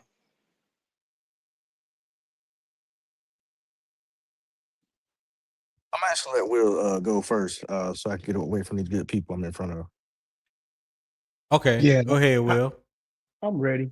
Um, so from what I noticed from what you was explaining about their addition and subtractions, they didn't do a lot on defense. Am I right? Right. I haven't seen a lot of additions on defense. I've mainly been seeing it on offense. Yeah. Right. And they did bring back Granddaddy, the edge rusher, Old Man River, Cam, right? They did bring him back. They Yeah. did bring him. Yeah. So Yeah, the blonde hair wonder. yeah, yeah, yeah. Yeah. Hey, hey, hey. So what I would say is to that point is number one, I don't think that we obviously we weren't that far off, when we lost both of those games against the New Orleans Saints, but divisional games will Right. always be close. Divisional games will always be close. What I would say is um our defense is vastly improved. Not only on getting pressure, I think that we are going to be able to do better in that department with Pat Jones being Hmm. healthy, and we're bringing on um uh y'all got now you got me calling the man Jason with Phillips. Oh, Jalen Phillips, Jalen JJ. Just call him JJ. JJ Phillips. JJ Phillips. Jesus, now you got me calling the man JJ. Okay, but with him coming in, Yeah. but the middle of that field and having Devin Lloyd to be able to stop the run, I think that we will be able to avert that Travis Etienne and that Alvin Kamara running attack. I really believe that we match up well against them. I think that it's going to Right. be a lot tougher fight than it used to be. However, if our offense put their offense in a very precarious position, like we did last season, we were up by Mm-hmm. 10 points in the end of the third quarter. I think that this Right. defense would not allow them to score 10 points and win that game. 13 points and win that game. I just don't think that would happen with this defense we have constituted on this 2026 season. I just don't think it'll Right. happen. Do you think that Devin Lloyd would allow Tyler Shuck to run up the middle for damn 29, 30 yards before he got hit? No. Wouldn't happen. Nah, At least I don't think it you would got a happen. good point there. At least I don't think it would happen. So with that being said, I think we match up well. Divisional games are always tough, so I am not besmirching what the Saints got going on. But I'm saying this not to be sarcastic. They got to show me better than they can tell me. Tyler Shuck played 11 games. Good. He did fair. But now He only there's played tape 9. on him. 9 games. Now there's tape on him. What will our offense, what will our defensive coaching staff line up against him and do? Because if they can match up and defeat Matthew Stafford, they should be able to handle this. Yeah. So Okay. that's my thoughts on it. All right, Papa, what you got? And it said Tyler Shuck played in 11 games. Now 11 appearances. I think he only started 8 or 9, but he appeared in 11. Yeah. We only count starts. Yeah. Yeah. We only count I starts. got you. What you got, Papa? So I think with the Saints is that what they have built is a lot better than what they had previously going on. I think they are a slept on team in the division. But I think they're a team that will which I think the Panthers have been, but they're gonna be one of the teams that'll keep you out of going to the promised land. They may not necessarily get there, but if you sleep on them, they'll keep you from going. So disappointers is what I call them. They're gonna disappoint you from getting where you're trying to go. It's too much. There's not enough continuity. A lot of new moving parts. Newer head coach. Newer quarterback. He hasn't sat in front of the defenses that our quarterback has sat in front of. Even though y'all know how I feel about Bryce Young, but Bryce Young has at least been battle tested. I can give him that. Won't take that away from him. Tyler Show, on the other hand, even though he's definitely showed some spark of what he got, he still hasn't seen everything yet. It's only 9 games. They are very high on him. He is their new Messiah. They have now called him Tyler Drew Brees, Dan Marino show. I have been in contact with him. They say we do not know what a franchise or a MVP or a Super Bowl quarterback looks like. They say he is one of those. So I'm waiting to see it. Shout out to them. I don't think that you should fear them, but the question I have to ask them, I ask Panther fans. No, man, I'm not going to change the subject. Let me stay on topic. I think because they're about to go down a whole nother road. I think that they have vastly improved. They're just unproven. And what that means is next time you have to beat us out. I know y'all got a Super Bowl. That's cool. 20 years ago, cool. Y'all got it. But if we talk about recency, y'all haven't done anything recently for anybody to fear y'all. So y'all gonna have to come out here and prove it. Yeah, that's facts. Nick, what you got? Did I start with you, Nick? You started with me. Oh, okay. Hey, Nick Tri-State, I see you back there. I have to wait till somebody No, he can. Hey, you know what? uh He can come on. He can come on. Come up. I'm about to head back into the office. I appreciate the okay. All opportunity to come right. in here and talk. Come in here and All right, talk. Nick. Yep. I will holler at you later. Appreciate you for All right. tapping in, my guy. All right, man. All right. Add to the stage, my Good boy morning. Nick Tri-State. What's going Good on, morning, Nick? gentlemen. How we doing? Hey, Dada, We come over here. good. Come We sit. good, man. Come on. What's happening? What's going on, man? Talking a I got little bit. Monday off. Being a dad right now. See you live. I was like, yo, I'm bored. I made breakfast for my daughter. Let me see what Tony up to. Hey, you know me, man. Just trying to bring the good folks of Panther Nation a daily dose of facts and context and a good debate and conversation afterwards. What you got? I hear you, brother. Hey, can I start off by saying it's a bit of a hot take? Mm, go ahead, Nick. I know it sucks losing Scourton. It really does. But Hmm.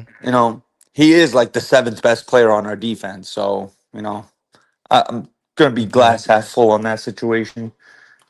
You know what I'm saying? It does. Obviously, it sucks. He's a young, up and coming, ascending player, but you know we have guys on this defense who are better than him, clear still. So it could have been worse. That's all I'm trying to get at. It could have been worse. Don't forget to drink water, You're right. Dad. You know what I You're right. mean? As far as the Saints, all right. So the debate Uh huh. question was given New Orleans sweep Carolina, given New Orleans swept Carolina in 2025 Yep. and added more offensive support around Tyler Show. Mm-hmm. Are the Saints the most underrated NFC South threat to the Panthers? Underrated NFC? No, they're not. I still think our biggest threat is the Bucks. Okay. Why I believe it's not the Saints. I came in right when Will was talking about Shuck. I agree he doesn't have a large enough sample size yet. Sure, he looked good. He didn't look like otherworldly like when he came in and started. It's not like he came in and was like Justin Herbert when Justin Herbert started for the Chargers. When you saw right away like, all right, yeah, he got it. Like Shuck looked good. But like Will said, teams have a whole off season of watching film and diagnosing things and seeing what he likes to see and understanding his tendencies and things of that nature. So I'm gonna wait. Mm-hmm. I'm gonna wait till I see that. And then yeah, they did gain some offensive stuff, but they lost a lot on defense. That's for damn sure. You got Cam Jordan coming back. He's older than dirt. Alante Taylor gone. Demario Davis gone. It's a young defense. Chase Young had an Where incredible season, but we'll see if he repeats that. where did Alante Taylor go? He went to like the Colts if I'm not mistaken. Was it the Or like the Colts? or like Okay. the Jets or something. I think he might have went to the Jets. Oh, he's on the Okay. Titans. All The right. Titans signed him. The Oh, Titans the signed him Titans. to him. Okay. Yeah, yeah. All right. Titans signed him. Yeah, yeah. But Okay. it'll be interesting for sure. For sure. I mean, we'll see what Shuck look like. All right. So, um, didn't really have any other questions on do New Orleans say. So I'll just give my little 2 cents, and then we can move on to the second half for the Carolina Panthers.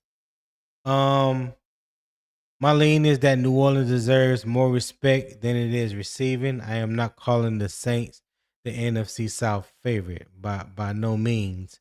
I'm saying Carolina has not earned the right to dismiss a team that beat them twice and improved the support around the quarterback who produced those wins.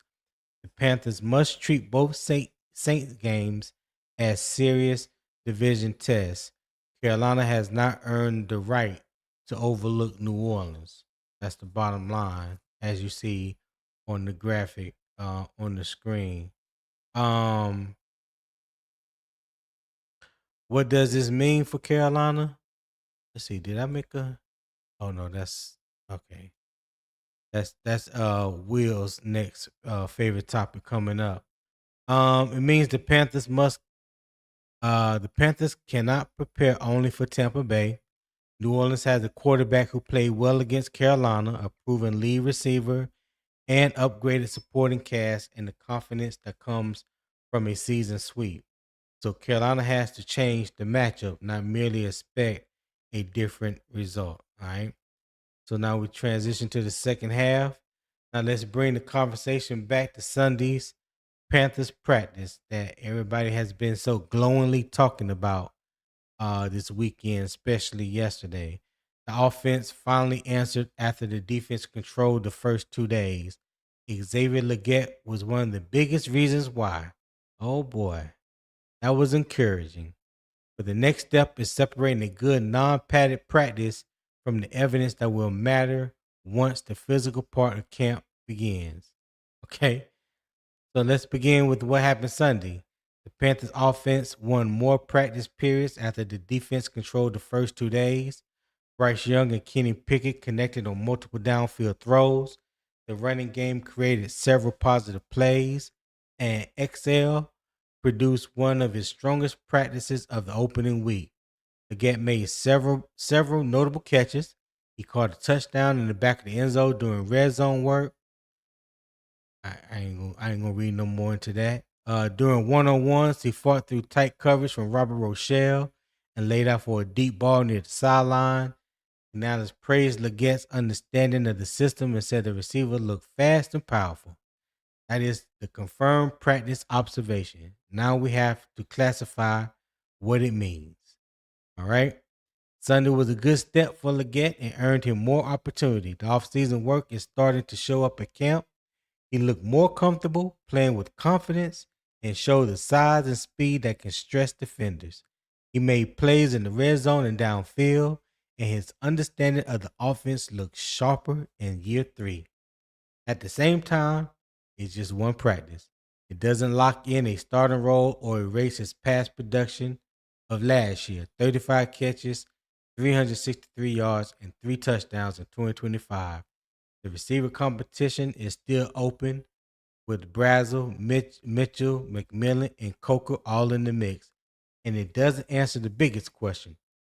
Consistency when coverage tightens and real games begin. It's a positive step, but not a verdict. All right.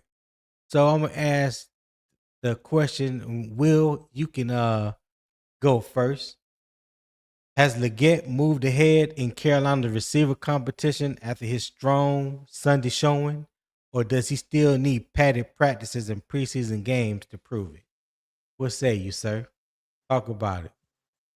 Okay. The glazing begin. Oh, I'm sorry, No, me say that. no.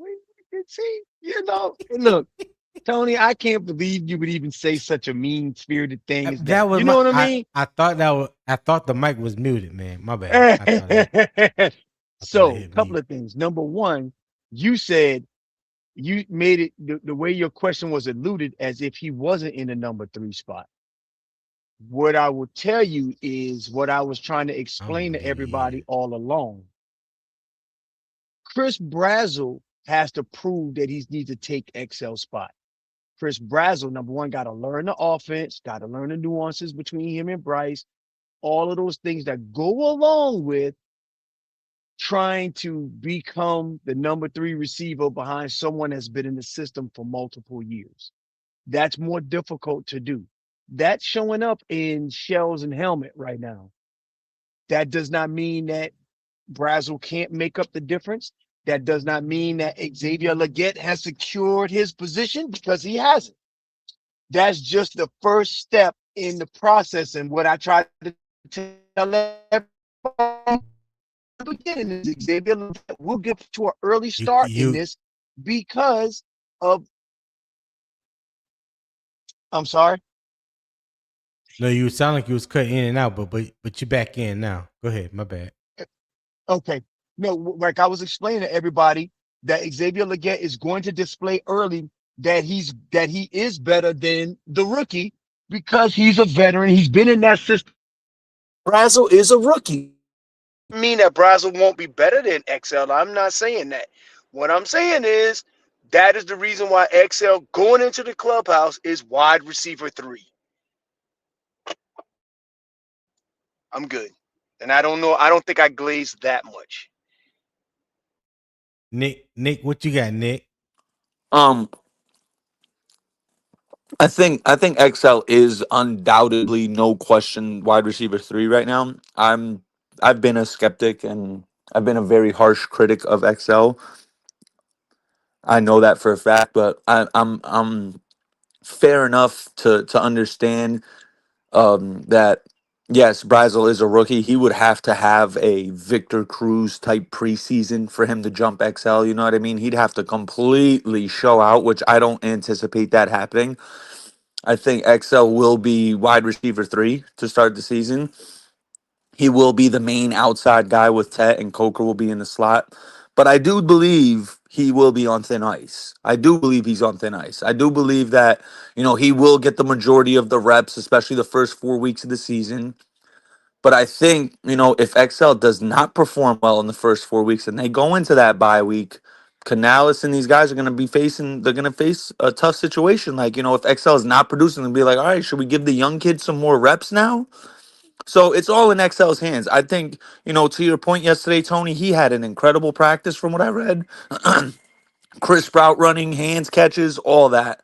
So, I mean, as long as he keeps that up and he just keeps, you know, consistently putting great practices and great reps back to back, I think everything will take care of itself. Like, no one's questioning his God gifted athleticism and physical ability. Like, the Lord bless that man, bro. Like, you know what I mean? He is an athlete amongst athletes.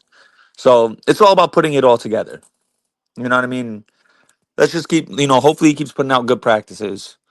I think just small things like that will be very important for his game. Just putting in great practices back to back, getting that confidence up. You know what I mean? Go ahead, Poppin. Go It's ahead. too early for cheeseburgers. My fault. My fault. Okay, Poppin, what you got? My Yeah, daughter says she want a cheeseburger. I'm like, yo, it's 8:45 in the Oh, morning, bro. hold on, Nick. Hold on. Go ahead, Poppin. XL sucks. He'll be traded by week 5. He can't run routes. He always dropping balls. Uh, he's a number 4. Mechie's gonna take his position. Brazel is already number 3. Yeah, that's all I gotta say.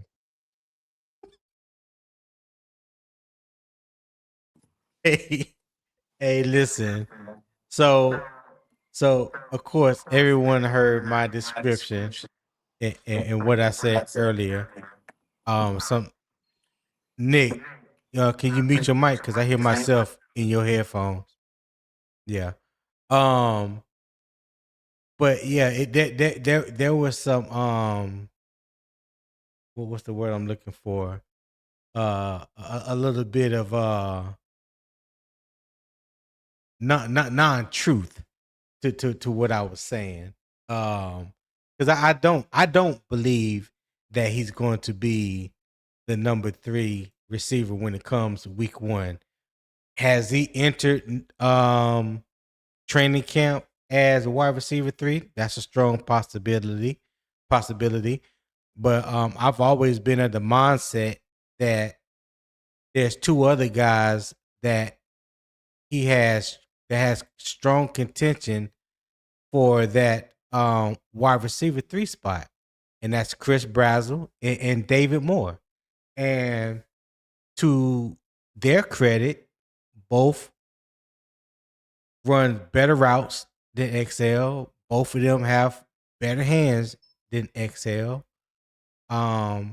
David Moore has definitely shown that he's more dependable than XL.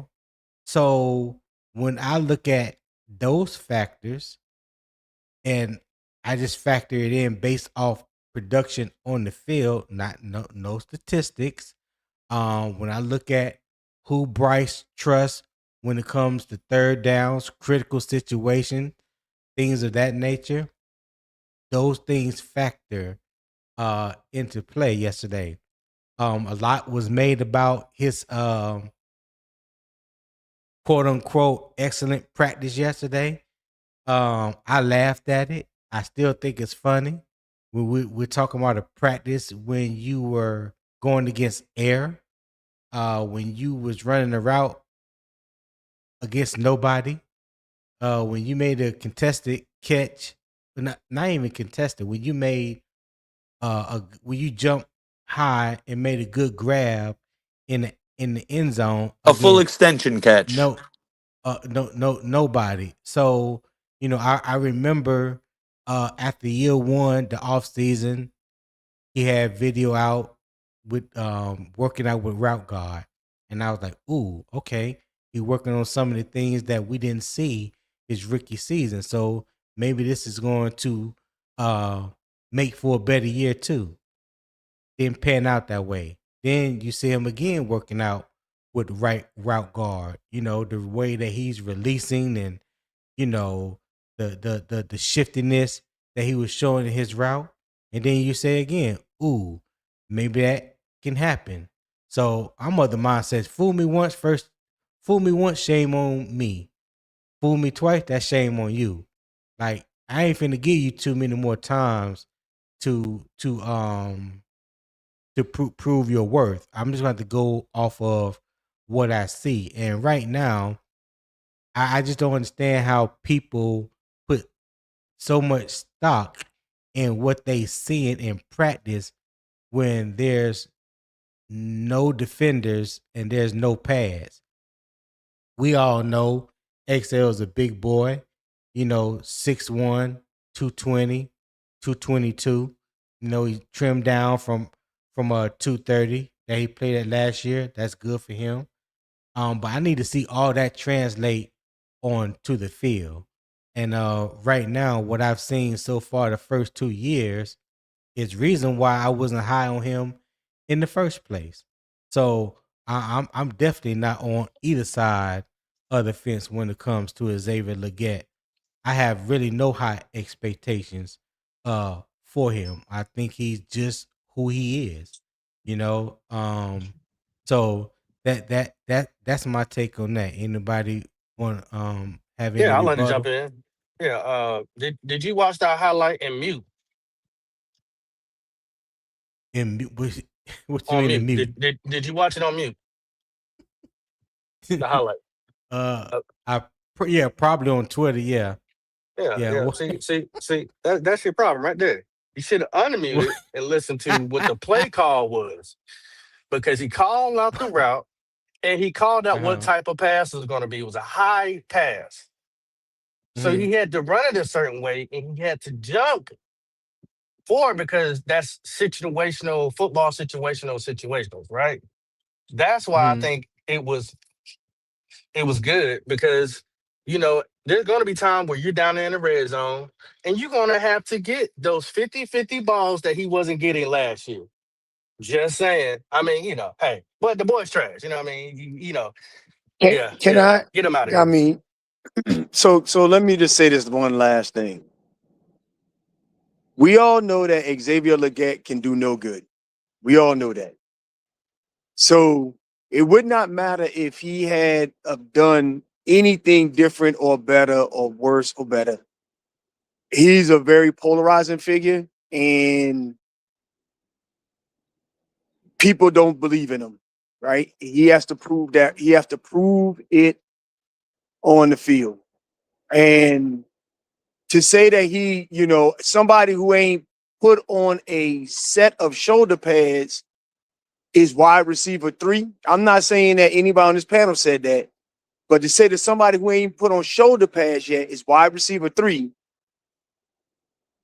is diabolical to me. You are you telling me that doesn't make sense nowadays? Now, No, if it you so doesn't. if you tell me that David Moore probably is wide receiver 3 is more reliable, run better routes, been in the system longer, all of that. That makes Yeah. sense. Yes. That makes sense. Hold on, Nick.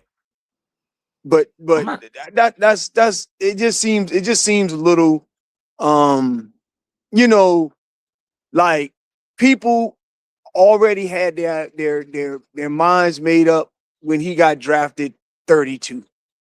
So I'm just throwing that out there as a thought pattern, man. Other than that, like I said, this doesn't mean a lot, but it does show progress.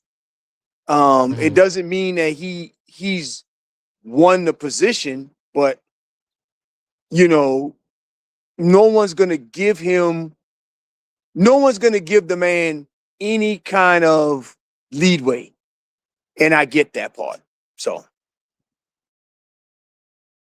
Go ahead, Nick. You gonna say something?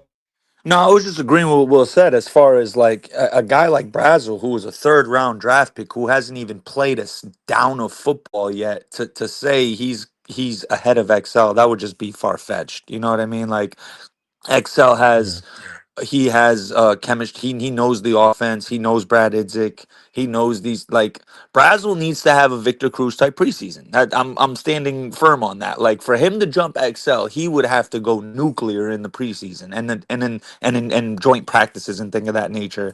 They're gonna give XL the benefit of the doubt the same way Dan Morgan's given Trevin Wallace the benefit of the doubt. He's given him their third year, and I think that's just what it is. Like, XL and Trev are on thin ice. They're Dan Morgan's first draft picks, and he's going to give them the benefit of the doubt. The third year is the tell all. It tells everything.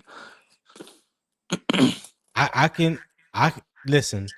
I don't believe that for the wide receiver 3 position, like I've always stated, I believe there's a battle for wide receiver 3 and 4 between those 3 players. Yes. Brazel, Legette, and David Moore. Some people want to try to write off David Moore as if he's not a veteran, as if he don't know this offense, as if he wasn't productive in 2024 before his injury. You know what I'm saying? Like, Yep. he know Dave Canales' system better than any of those wide receivers. So you have to factor that into the equation. And when it comes down to being able to run the right routes at the right depth, create separation, make contested catches consistently, not just a one-off. In that category, David Moore has it over Xavier Legette. Will Legette be over Chris Brazel? Probably so, going into training camp. But I just don't believe that Chris Brazel has to go nuclear, as Nick just said, to beat out Xavier Legette. I think his skill set, and I'm hoping that his skill set will translate to the NFL. I think it would be a good camp battle between those two, to see who gets more playing time than not. Cause let's not forget, just as well as Brazel has to come into the league and establish himself and make a name for himself. XL ain't really made a name for himself up to this point, and the name that he has made, majority hasn't been a good name. So let's just keep it 100 when it comes to that. So like I said, I was never an XL fan from the day we drafted him. So what's going on right now, what he's going through, I'm not surprised. You know what I'm saying?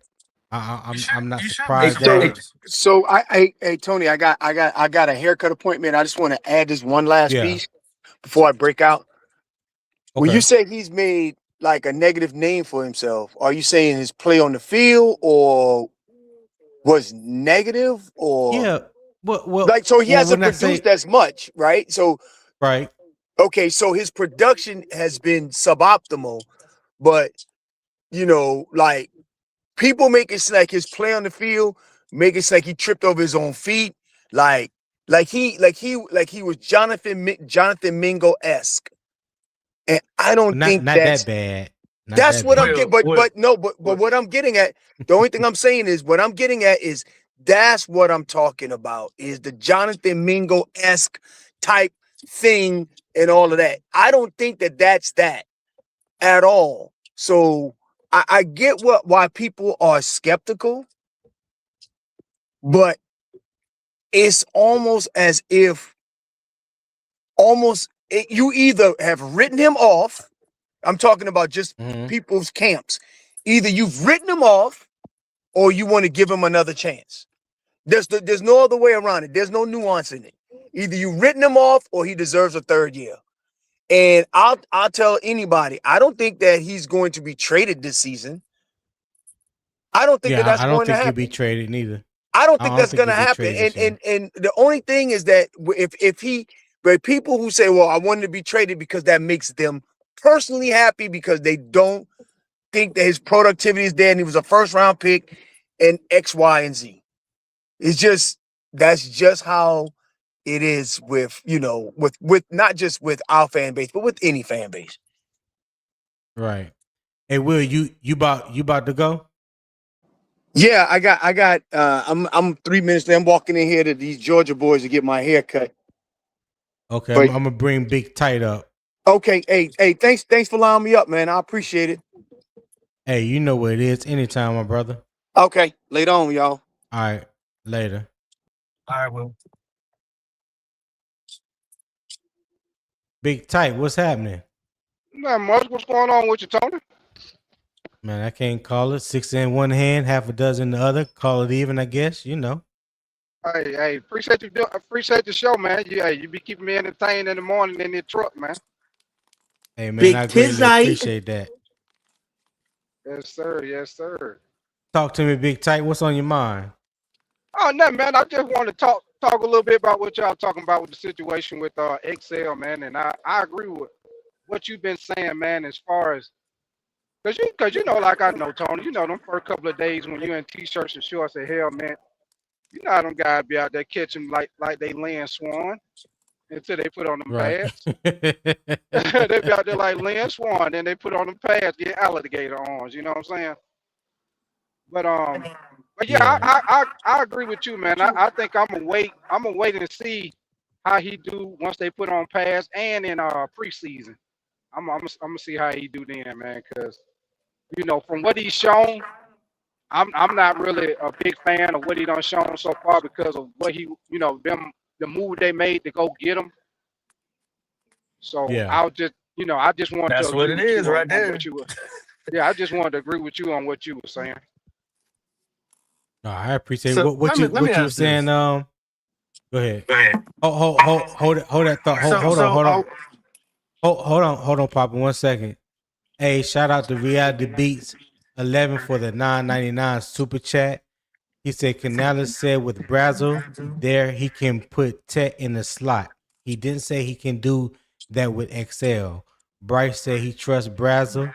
He didn't say that he trusts Excel. Brazel has a big chance to beat Excel, guys. Hey, I ain't say it. Wait, Well, Bryce said just Bryce said hold he on, hold on, trusts. hold on, Wait, hold what did on, he say? Just Bryce because said he he said didn't trusts Bryce- mention Brazel. a person, hold on. Just because he didn't Oh, mention really? a person, Bryce came out Amer- publicly and he said he trusts Brazel. Hold on, Nick. Hold on, Nick. Hold on. What'd you say, Papa? Oh, I can't even just hear Papa. because Let me fall out. just because he didn't mention somebody's name in the specific conversation does not mean he don't trust them there either. Like we're just reaching for stuff now. I can say, oh, I trust Tony. What I'm saying, to go on the slot. And I could put Nick on the outside. But that doesn't mean I don't trust Big Yeah. Tight to go on the slot either, just because I didn't mention Big Tight's name. You know what I'm saying? That's how we do it. Like, come on, like that's elementary, bro. We can't do that. I tell you what, I know what it is, and then the problem is that we have our ears, but we don't always want to remember what we heard. You can go back to the very first day that they drafted XL. I understand that people want to hold him to the expectations of a first round pick because that's where they picked him at. So y'all gonna hold it over And his rightfully head. so. And I get that. Just And like I rightfully hold it over so. Bryce's head. So if I got to sit here and hold Bryce to his hurt standard like y'all want me to and have care and passion, y'all gotta do the same thing for XL. But past that part is that they told y'all that he's gonna take a long time to develop. Nobody wants to hear that though. Nobody remembers this. You can literally look it up. Did So I he already knew, okay, this guy's gonna take some time. Therefore, they picked him at the first round. But what did he expectations are you holding say him to? Are you holding him to at the did first round pick because you got to pick that at first round, or are you holding him to the expectations of what the Carolina Panthers said that they was holding him to? That's the difference. well are you asking me specifically, or are you saying that in general?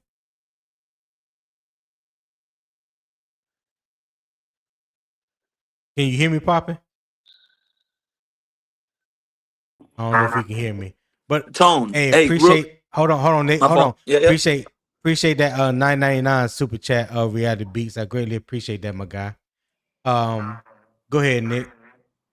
I was gonna say, Tone, maybe obviously I could be reaching here, but could it maybe be a thing? Canales was in Seattle when he saw DK Metcalf, right? Could it be maybe a thing where like Canales saw XL Stretch and he was like, hey, you know what? He reminds me of DK, and what we did with DK, maybe we could transform that into XL. Maybe it could be that. I don't know. Just throwing something out there. I mean, it could be. Because when you look at their You bodies, could be right? on something. Yeah. Yeah. Like they're both super physically, athletically gifted. You know what I mean? And we saw how that worked out with DK in Seattle. So maybe Canales was like, hey, maybe if I have Yeah. the same approach with XL, maybe the same thing will happen. But 2 years is 2 That years. very. Yeah. Yeah. That very well could be the truth. We if you look at Dave Canales' track record when it comes to wide receivers, he do like big physical wide receivers, especially at the X position. But my thing is, you drafted XL. You moved up one spot from the top of the second to the bottom of the first. You took XL, so you had the 5th-year option. Then Dave later came out and said, that this could that XL will possibly be a project. Well, to me, in my eyes, that was mistake number one. You don't waste a first round draft pick On a on a project. potential on a project. Yeah. My thing is your first 2 or first 3 rounds, you're trying to find starters that can come in and contribute. And at the time when XL was drafted, I didn't think he was ready to come in and contribute. I had Lamb McConkey, Ricky Pearsall, and Keon Coleman ahead of Xavier Legette. So for me, and I'll say this again, I never had high expectations for Xavier Legette. Never been on the bandwagon. You know what I'm saying? So it doesn't surprise me that he's where he's at currently right now. Now there's a lot of other people in Panther Nation, that's holding his feet to the fire, or wanting to say that he's a bum for not this and that. I'm not saying that about the young man, because like I said, I didn't have high expectations for him from the beginning. But what I will say, if you're drafted in the first round, regardless if the coach think you're a developmental piece, or it's going to take some time, or where the case may be, there's things that I've seen from him on the field that doesn't look like he has progressed, and it's just beyond just catching the football. You know what I'm saying? Like, it's more to it than just catching the football. When the following year they draft another wide receiver that came in and became the number 1 wide receiver, and that year they drafted you number 1, there's an undrafted free agent rookie that's the number 2 wide receiver. So there's 2 wide receivers, one that was signed the year you were drafted, and one the following year that's currently ahead of you right now on the depth chart, right? And then there's another wide receiver they just drafted this year that could potentially be the 3rd wide receiver. So when you look at that and you factor all that in, forget the reasonings. Let's just clear the plate with that. Let's just look at what we have done since you have been drafted in the first round at the wide receiver spot. There's 2 wide receivers right now currently ahead of you, and there's a potential third one that you're in a battle with. Now, how is anybody supposed to look at that and honestly feel good and think, oh, that he's miraculously going to have this breakout season? Right. I mean, so if we speaking real about it, if we being truth about XL, so let's be truthful about the whole situation. If you are the number 3 wide receiver, you will not get that amount of share targets to have a breakout season. Right. And that's just facts. You ain't finna get 7 to 10 targets a game to put you in a position to break out. You ain't finna get 5 or 6 targets a game to put you in a position to break out. Let me ask you a I question, promise Tony. you, those What's a breakout season in numbers? What do you call a breakout number and accolades to have a for breakout who? season for anybody? For For XL? for the Carolina Panthers. For you, what do you say is a breakout season for a wide receiver? Do substantially better than what you did the year before? That's not breakout. Come on now. Come on. You said keep it You real. no, Damn, Now. hold bro, my on, hold on, audio Papa, bugging out. hold on. Come on now, Tony. So what you can't do is ask me a question. Then when I give you an answer, you can't tell me that I'm wrong in my answer because you don't agree with it. Now you can't do that. I didn't say you You were asked wrong. me a I direct. said, come on now. I didn't say you Well, were you wrong. asked me. Well, I don't know why you even said come on because you asked me a question and I gave you my response. If Ted McMillan came in last year and only put up 400 yards and then turned around the second year and put up 1,000, that's a Uh-huh. breakout year. That's a breakout year. If Jalen Coker in 11 games only put up 350, 400 yards, but then he Uh-huh. played 17 games and put up 900 to close to 1,000, that's a breakout year. If So you so if you put up mhm. 450, 500 your first year and 400 your second year, you haven't broken out. So just doing better than what you did the year before is a breakout year. I said substantially better. Substantially. Okay. Substantially better. Yes. So all right. Okay, Let let's go. me Let's go. Let's go with that. hold Let's go on. with that. Let me give you details on that. So you can't, in my opinion, and this is just my opinion, Yeah, that's cool. you can't have 500 yards and then the next year you have 650 yards and that's a breakout season. Right. That's not a breakout season to me. Okay. Right. But if you have 500 yards and you turn around, you have 900 yards or better as a wide receiver, yeah, I think that's a breakout season. You have double the production that you had the year before. Okay. So Yeah. in the last 3 years, which wide receivers, let's say 2 years, which wide receivers had a breakout year? For Carolina? Yeah.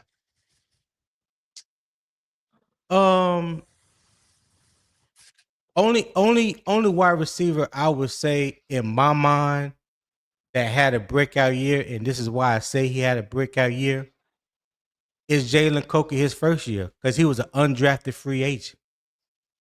You had no I agree with you on expectations. that.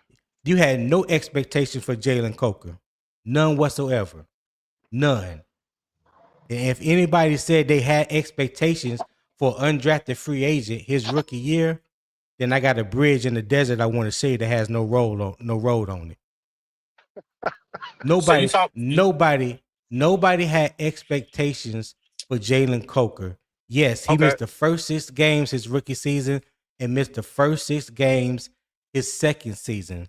But you know what he has done when he's been on the field? He's been very productive.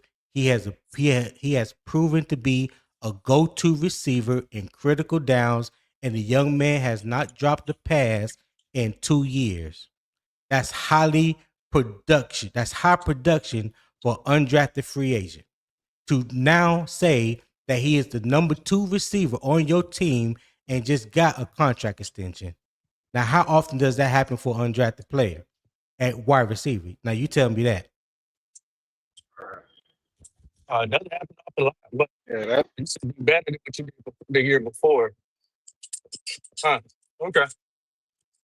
Say that again. I got a different definition of breaking out, but that's cool. Yeah. Okay, what? I gave you mine. Give me yours.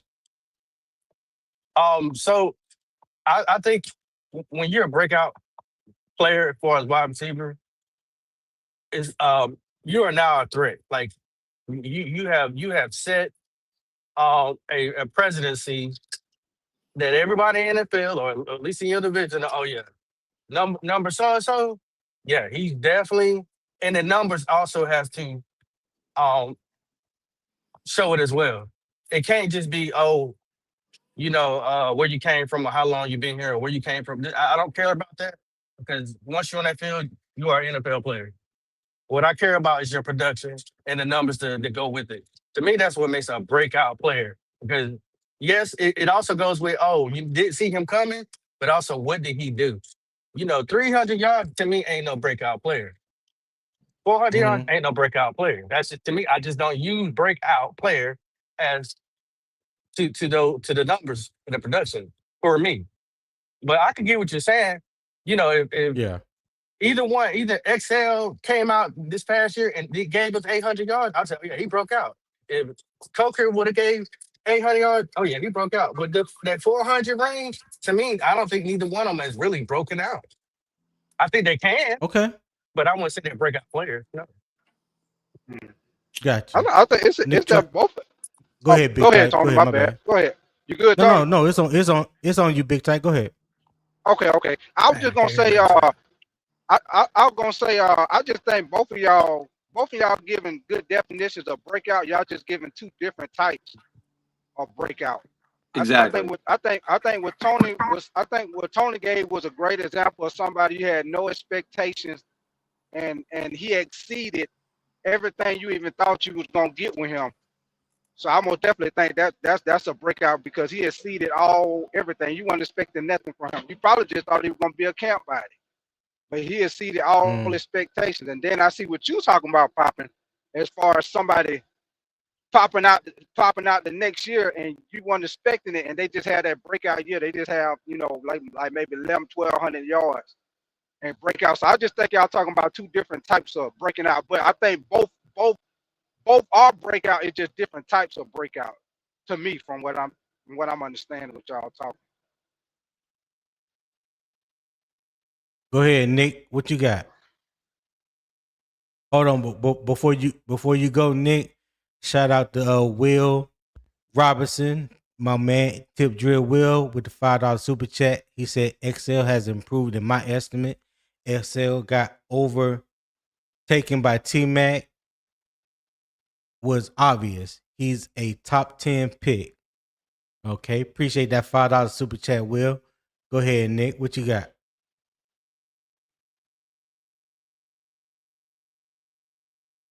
Nick Tri-State. Go ahead, Big Tight. What you gonna say? I was gonna say something else too, man. I think as a receiver, man, he catches a lot of catches with his body, like cradle catches with his body too, man. I think sometimes he jumps and catch passes when he don't have to jump, because he catches it with his body. Like I say, I'm not big on XL, man. I gotta wait and see on him, man. That's just me though. I gotta wait and see on him, man. It just certain things with him where he should be and he not.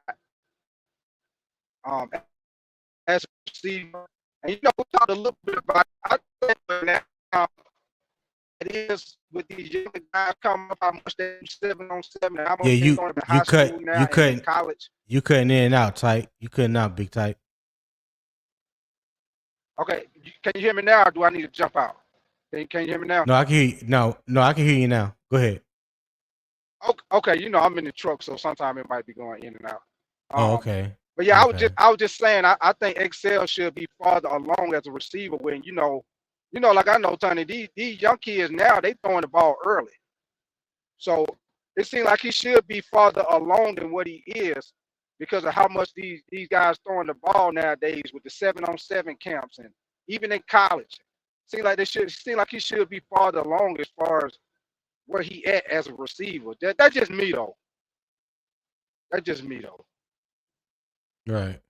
but I just think with Chris Brazzell, with his ability and what he did in college and his speed and size, man, I think it's just gonna be a matter of time. I think it's just gonna be a matter of time, man. Because I'm a Georgia fan and I've seen what he did to Georgia. I seen what he Right. did to Georgia, and Hey, he got some talent, man. my bad, Nick. I thought you was up Nah, on you good, stage, bro. man. Nah, you good. You good. What you got? My audio's been kind of wacky, so I don't know. Y'all can hear me though. Yeah. Yeah, we hear you. Okay. Yeah. What you got?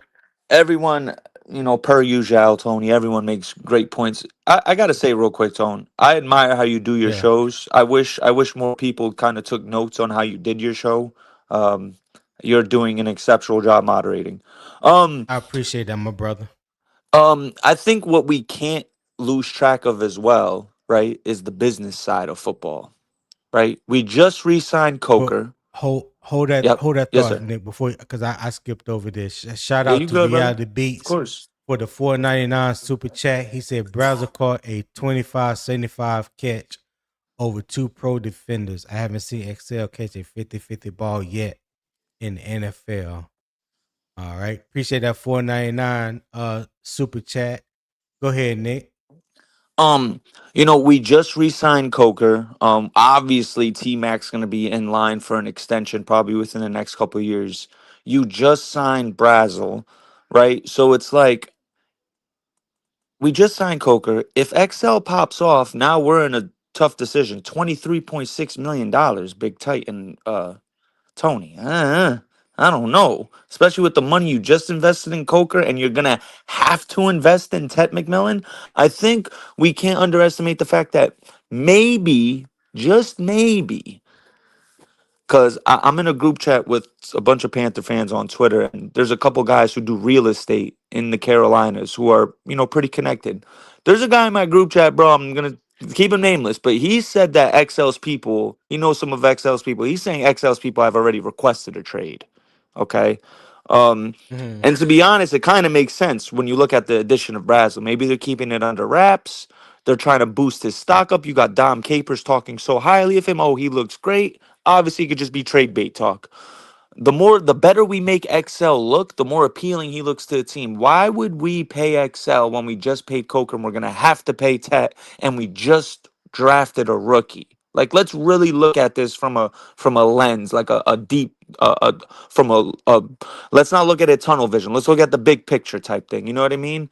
It makes way Right. more sense to trade XL, get compensation. Now you have his replacement under a rookie contract for the next 4 years, right? You just signed Coker on a deal for 3 years, and you're gonna have to re-sign Tet. So it's like, business wise, which option sounds better? I think the trading XL option sounds better business wise, and we can't ever lose track of the business side of football. Can't. That's Right. just as important.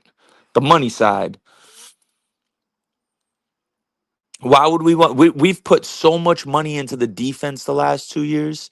And if someone's talking, please let me know because like I said, my audio cut out. I'll just shut up. Nah, you good. Go ahead, Nick.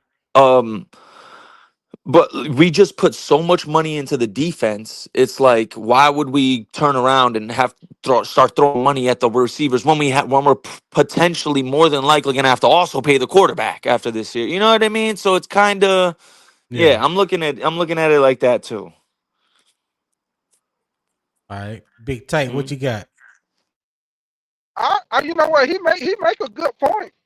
He makes some good points as far as if you're looking at it money wise, business wise, because we're not gonna be able to pay everybody. But that is a good point money wise. If you look at it like that, at that aspect. But I don't know, man. I think they're trying to give them every opportunity because they know they drafted them as a project. They know they drafted them as a project. I think they're trying to give them every opportunity. And I think this year, man, I think if he go out there, and I think that you saying that, Tony, if he don't produce by week, he might get swapped out. Was that you saying that? No, I don't believe that he'll be traded this year. I don't Yeah, believe that. I agree with you. I don't think he get traded, but I think if he's still kind of like the same type of XL we've been seeing, I do think he might be after the bye week. He could possibly get switched out. Yeah, I mean, anything is possible. You know what I mean. Anything is possible. This is just the third year of his rookie deal. I mean, technically, they got they got one more year after this year. Right. Before they really have to exercise whether they're going to pick up his 5th-year option or extend him. I personally don't believe that they would pick up his 5th-year option because it would cost too much. It would cost too much money for him to be wide receiver 3 or lower. You know what I'm saying? Right. You're not going to pay your wide receiver. I mean, who what team do you know or ever heard of franchise they wide receiver 3? Right. Yeah. I don't know one. If somebody know one, please let me know. But I do not know where wide receiver 3 gets franchised. So just like Nick was just saying, and like you agree, just from the business side of it, yes. No, I do not believe he'll be traded this year, but I also don't believe that his 5th-year option is going to be picked up. So you can see possibly next year next year I don't after next year I don't think he will be here now. Whether they make an in-season trade or wait till after year 4 to make a trade, that would be crazy because if you don't pick up his 5th-year option and he becomes an unrestricted free agent at the end of year 4. So a decision will have to be made before the end of the season next season. Same thing happened with Devin Lloyd, who we have now. The Jaguars didn't pick up his 5th-year option. So he became an unrestricted free agent, even though he made second team all pro in the Pro Bowl. Yeah, they ain't had the money. They didn't have the money. They didn't have the money because they're in cap hell right now. But like I said, just off production, I don't think anybody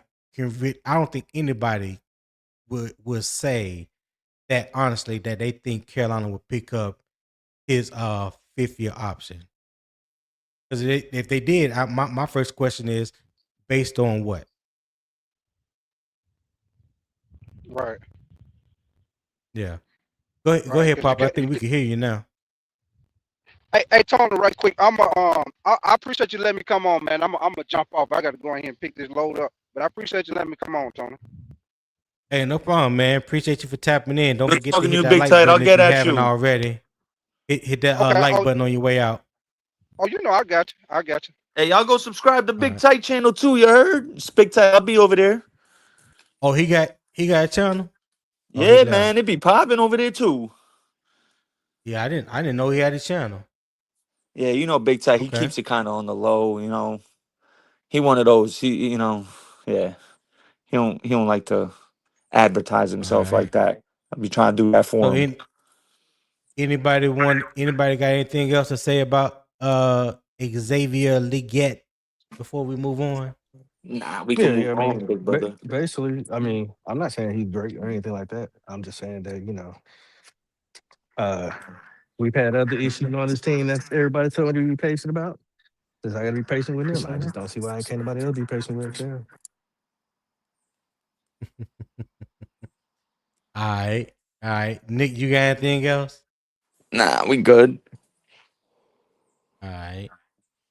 So Legette stock is up, but the role is not won. Sunday earned him more opportunity. Now he has to stack practices. The standard is not whether he can make one impressive catch.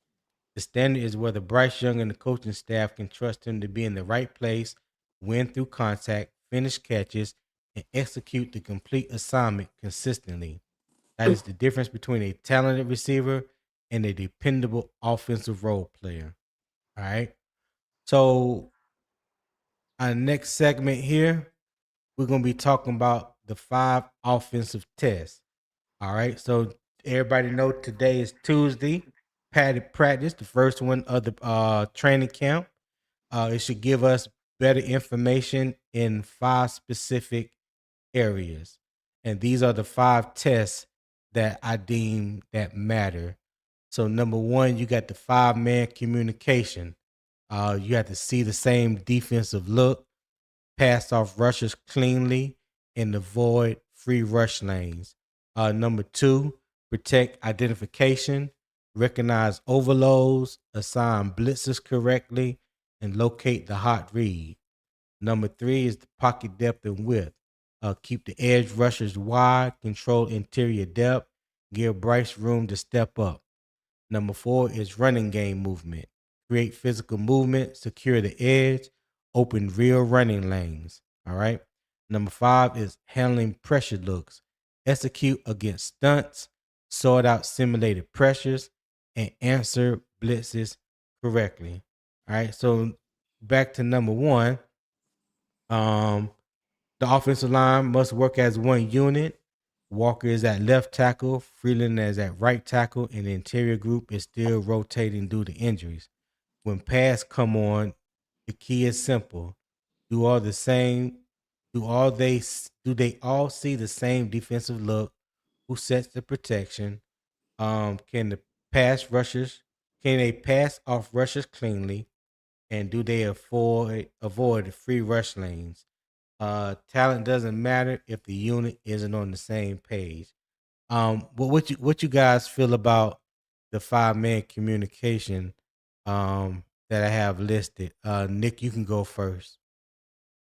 This is for the offense. I mean, Yeah, pretty, offensive line, really. pretty for the offense. Yeah, this is pretty spot on. I mean, um, execute against stunts, absolutely. Sort out. See that's yeah. This is pretty accurate, Tone. This is pretty accurate, bro. I'm not gonna lie, dog. Pretty All on point. right. I'm gonna screenshot this, homie. Could I do that? Yeah, you can screenshot I it. can screenshot this, You homie. definitely can. Word. I Yeah, like okay. this. I like this, brother. I like this. This is for y'all, the fans. This ain't Yeah, I I ain't like this, gatekeeping. bro. I like this. As Poppin', what long you as we got? could do like avoiding free rush lanes and executing against stunts, like if we could do that, we'll be all right. Everything else will take care of itself. Here, let me clear so you can see it. All right. Poppin', what you got? Yeah, I have no disagreements with it at all. No, I think it's on point. Okay. All right. So number 2, the protection identification. You can't block everyone, so the offense must correctly identify danger before the snap. So again, recognize overloads. Who picks up extra rushers? Does the line adjust to overloads? Does the running back pick up blitzers? Does Bryce Mhm. Young know where the hot read is? So that's all a part of number 2, protection identification. Number 3, pocket depth and width. The pocket has to stay clean and open. The tackles must keep the rushers wide. Interior alignment must prevent pressure up the middle. Bryce needs space to step up and throw. If the edge or interior collapses, the pocket breaks down fast. Tuesday will show if the tackles can hold up against real speed and power. How y'all feel about 2 and 3? I Papa, like you go it. first. Hold on, Papa, you go first. Yeah, I think once again you aced the test on that one. All right, Nick, what you got? I think with protection identification, I think the hardest thing obviously is to recognize the bluffers too, right? The guys who are bluffing the Yeah. blitz. Like, Mm-hmm. that's obviously the trickiest part of it all. But yeah, if you got guys who could absolutely 1000% correctly identify, like, hey, he's bluffing, he's not really coming, that's that major key. All right. Okay. So test 4 is the running game movement. This is about physical rush. Can the line move defenders off the ball? I've always said in the trenches, with the offensive line, you're trying to go 1 yard forward and the defense is trying to go 1 yard forward. The that who can move the line of scrimmage in their favor typically wins the battle. Whoever moves whoever wins the line of scrimmage in the trenches typically wins the battle. So if you're offensive line and you continuously getting pushed back, you're probably losing the battle. If you are a defensive line and you're getting continuously pushed back 1 or 2 yards, you're probably going to lose the battle. So that's why the trenches is so important. You know, we as fans, we get caught up in everything that goes on the outside, whether it's the wide receivers, the quarterback, the running back. You know, we talk about the cornerbacks, the linebackers, the safeties, but it's in the trenches. In the trenches is where the battle is won. If you don't win inside, whatever happens on the outside does not matter. I can't say that enough. Whatever happens, if you don't win on the inside, the outside does not even matter. I don't care who's at quarterback, who's at wide receiver. If your quarterback is getting killed, continuously getting moved off his spot, continuously getting hands put on him in some way, shape, form, or fashion, you cannot win the battle. You can't have 1,000-yard receiver. You can barely pass for 3,000 yards, 2,000 yards. All that is because of what happens in the trenches.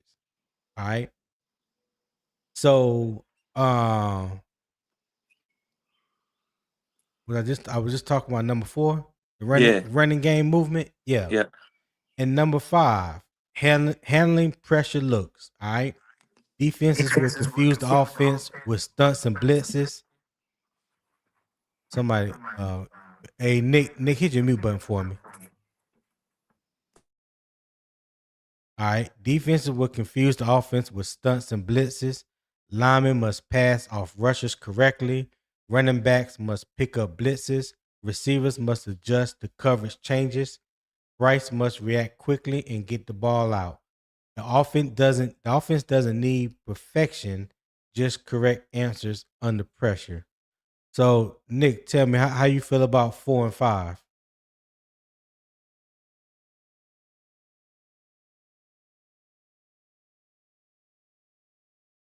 All right, Poppin, what you got? Yeah, I think it's correct. I mean, you gotta, secure the edge. Um, the I am questioning now that you said that about the running backs. Um, because if we're going off of Jonathan Brooks' tape, wasn't the greatest blocker. So he's That gonna is have to tighten. facts. He's gonna have to tighten up on that. Chuba's a willing and pretty solid blocker. He's gotten demolished here and there, but you could pretty much count on him. I Yeah. haven't seen ATN be in that situation. I'm sure Quadzilla. I don't think he should be here. If he makes it, I guess he's probably pretty decent. He needs to go kick rocks.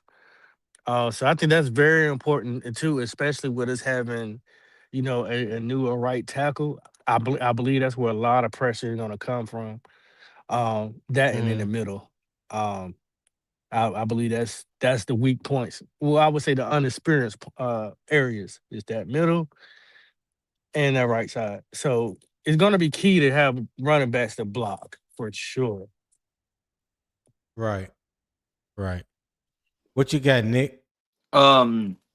I think to piggyback off your trenches thing, like you said, if that D line, if your offensive line is constantly getting pushed back, man, it's like a boxer taking body shots early in a fight. You know, by that 7th, 8th, 9th, 10th round, that them arms gonna be low, and you gonna teed off on. Same thing in football, in essence. If you getting pushed up front early, and the defense knows that, oh man, you win for a long day.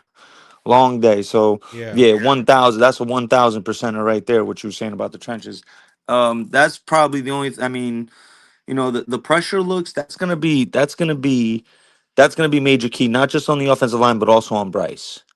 right? How he's going to manage and how he's going to adjust. We just heard Bryce just say in the interview, we just found out yesterday. I don't know if y'all saw that quote. Bryce is going to have more control of the offense. He's going to have more opportunities to call audibles and do things of that nature. So, you know, we're gonna see. This has got big boom or big bust potential if Bryce Yeah. got more freedom in the I think I offense heard now. Tommy Trimble mention that. Yeah, yeah. So yeah, it's gonna be interesting. So you know, we're gonna see now what Bryce has learned, and you know, all his through his trials and tribulations of these 3 years. Because what he does worse, like when he is getting pressured, that's when we see Bryce at his worst. To be honest, we're just gonna keep it a buck. You know, just like with a lot of great quarterbacks, you want to beat them, you got to get Right. to them. Bryce gets a little frantic. Let's see how he adjusts, though.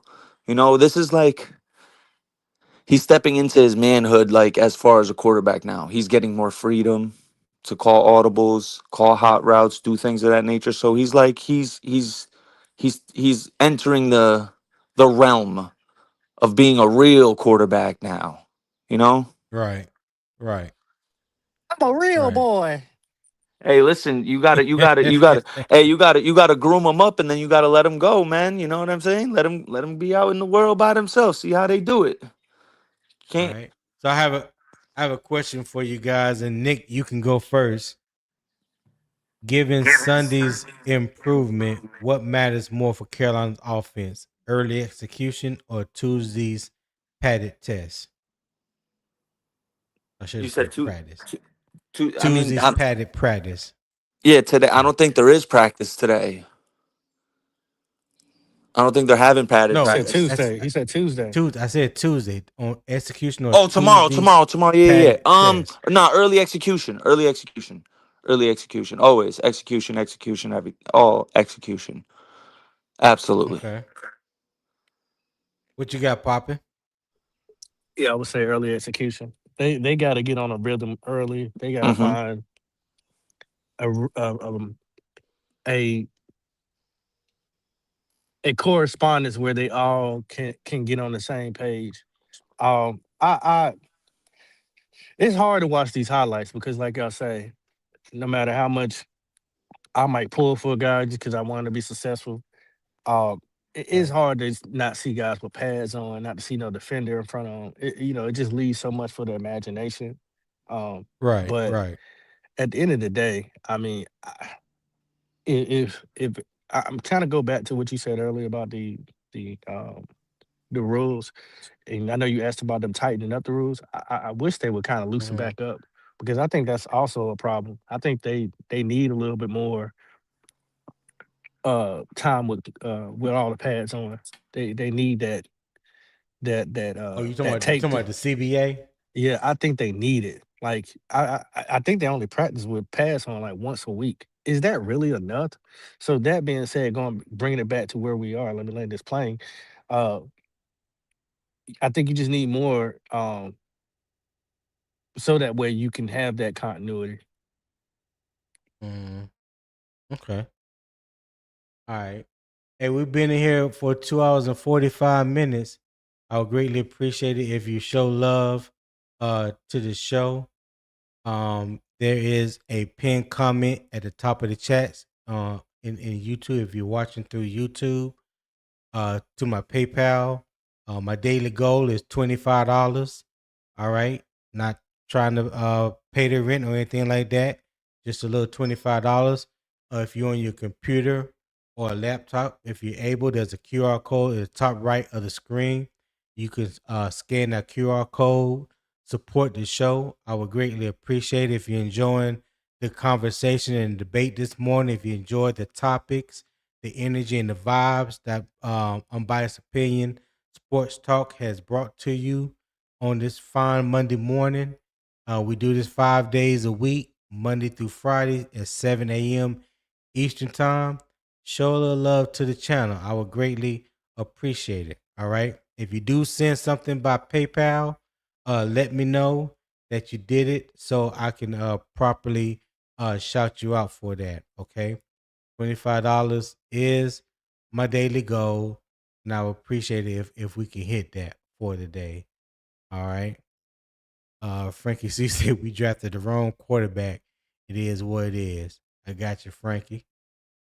All right. So, anybody got anything else?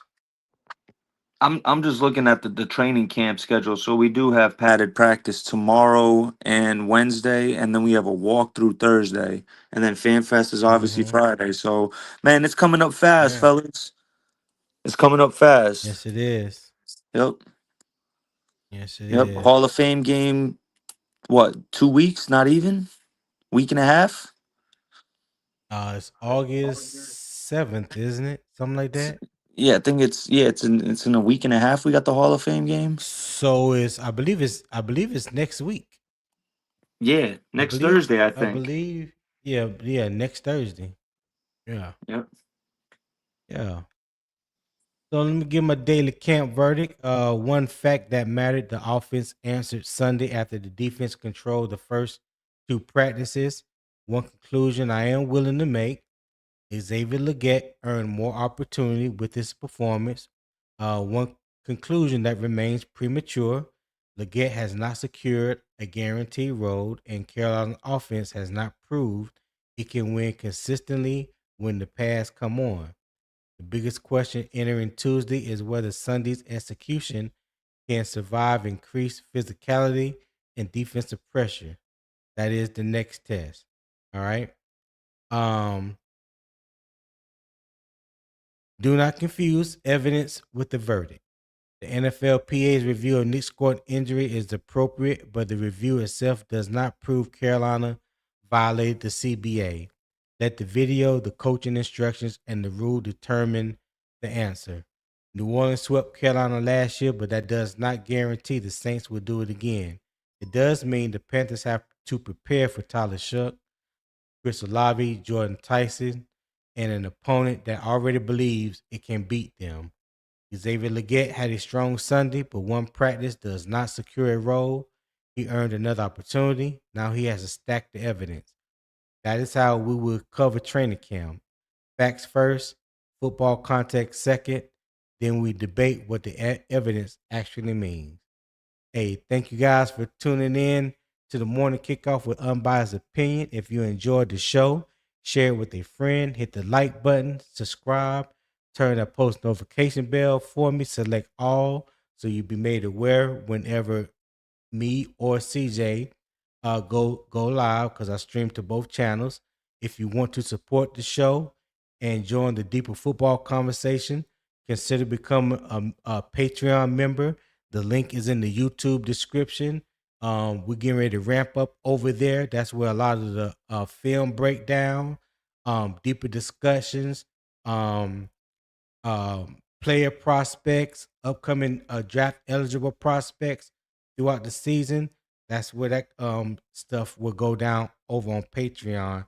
So check it out, become a member, and yeah, make sure again you check the comments and the description for all the links connected to Unbiased Opinion Sports Talk. All right. So until next time, my people, keep pounding.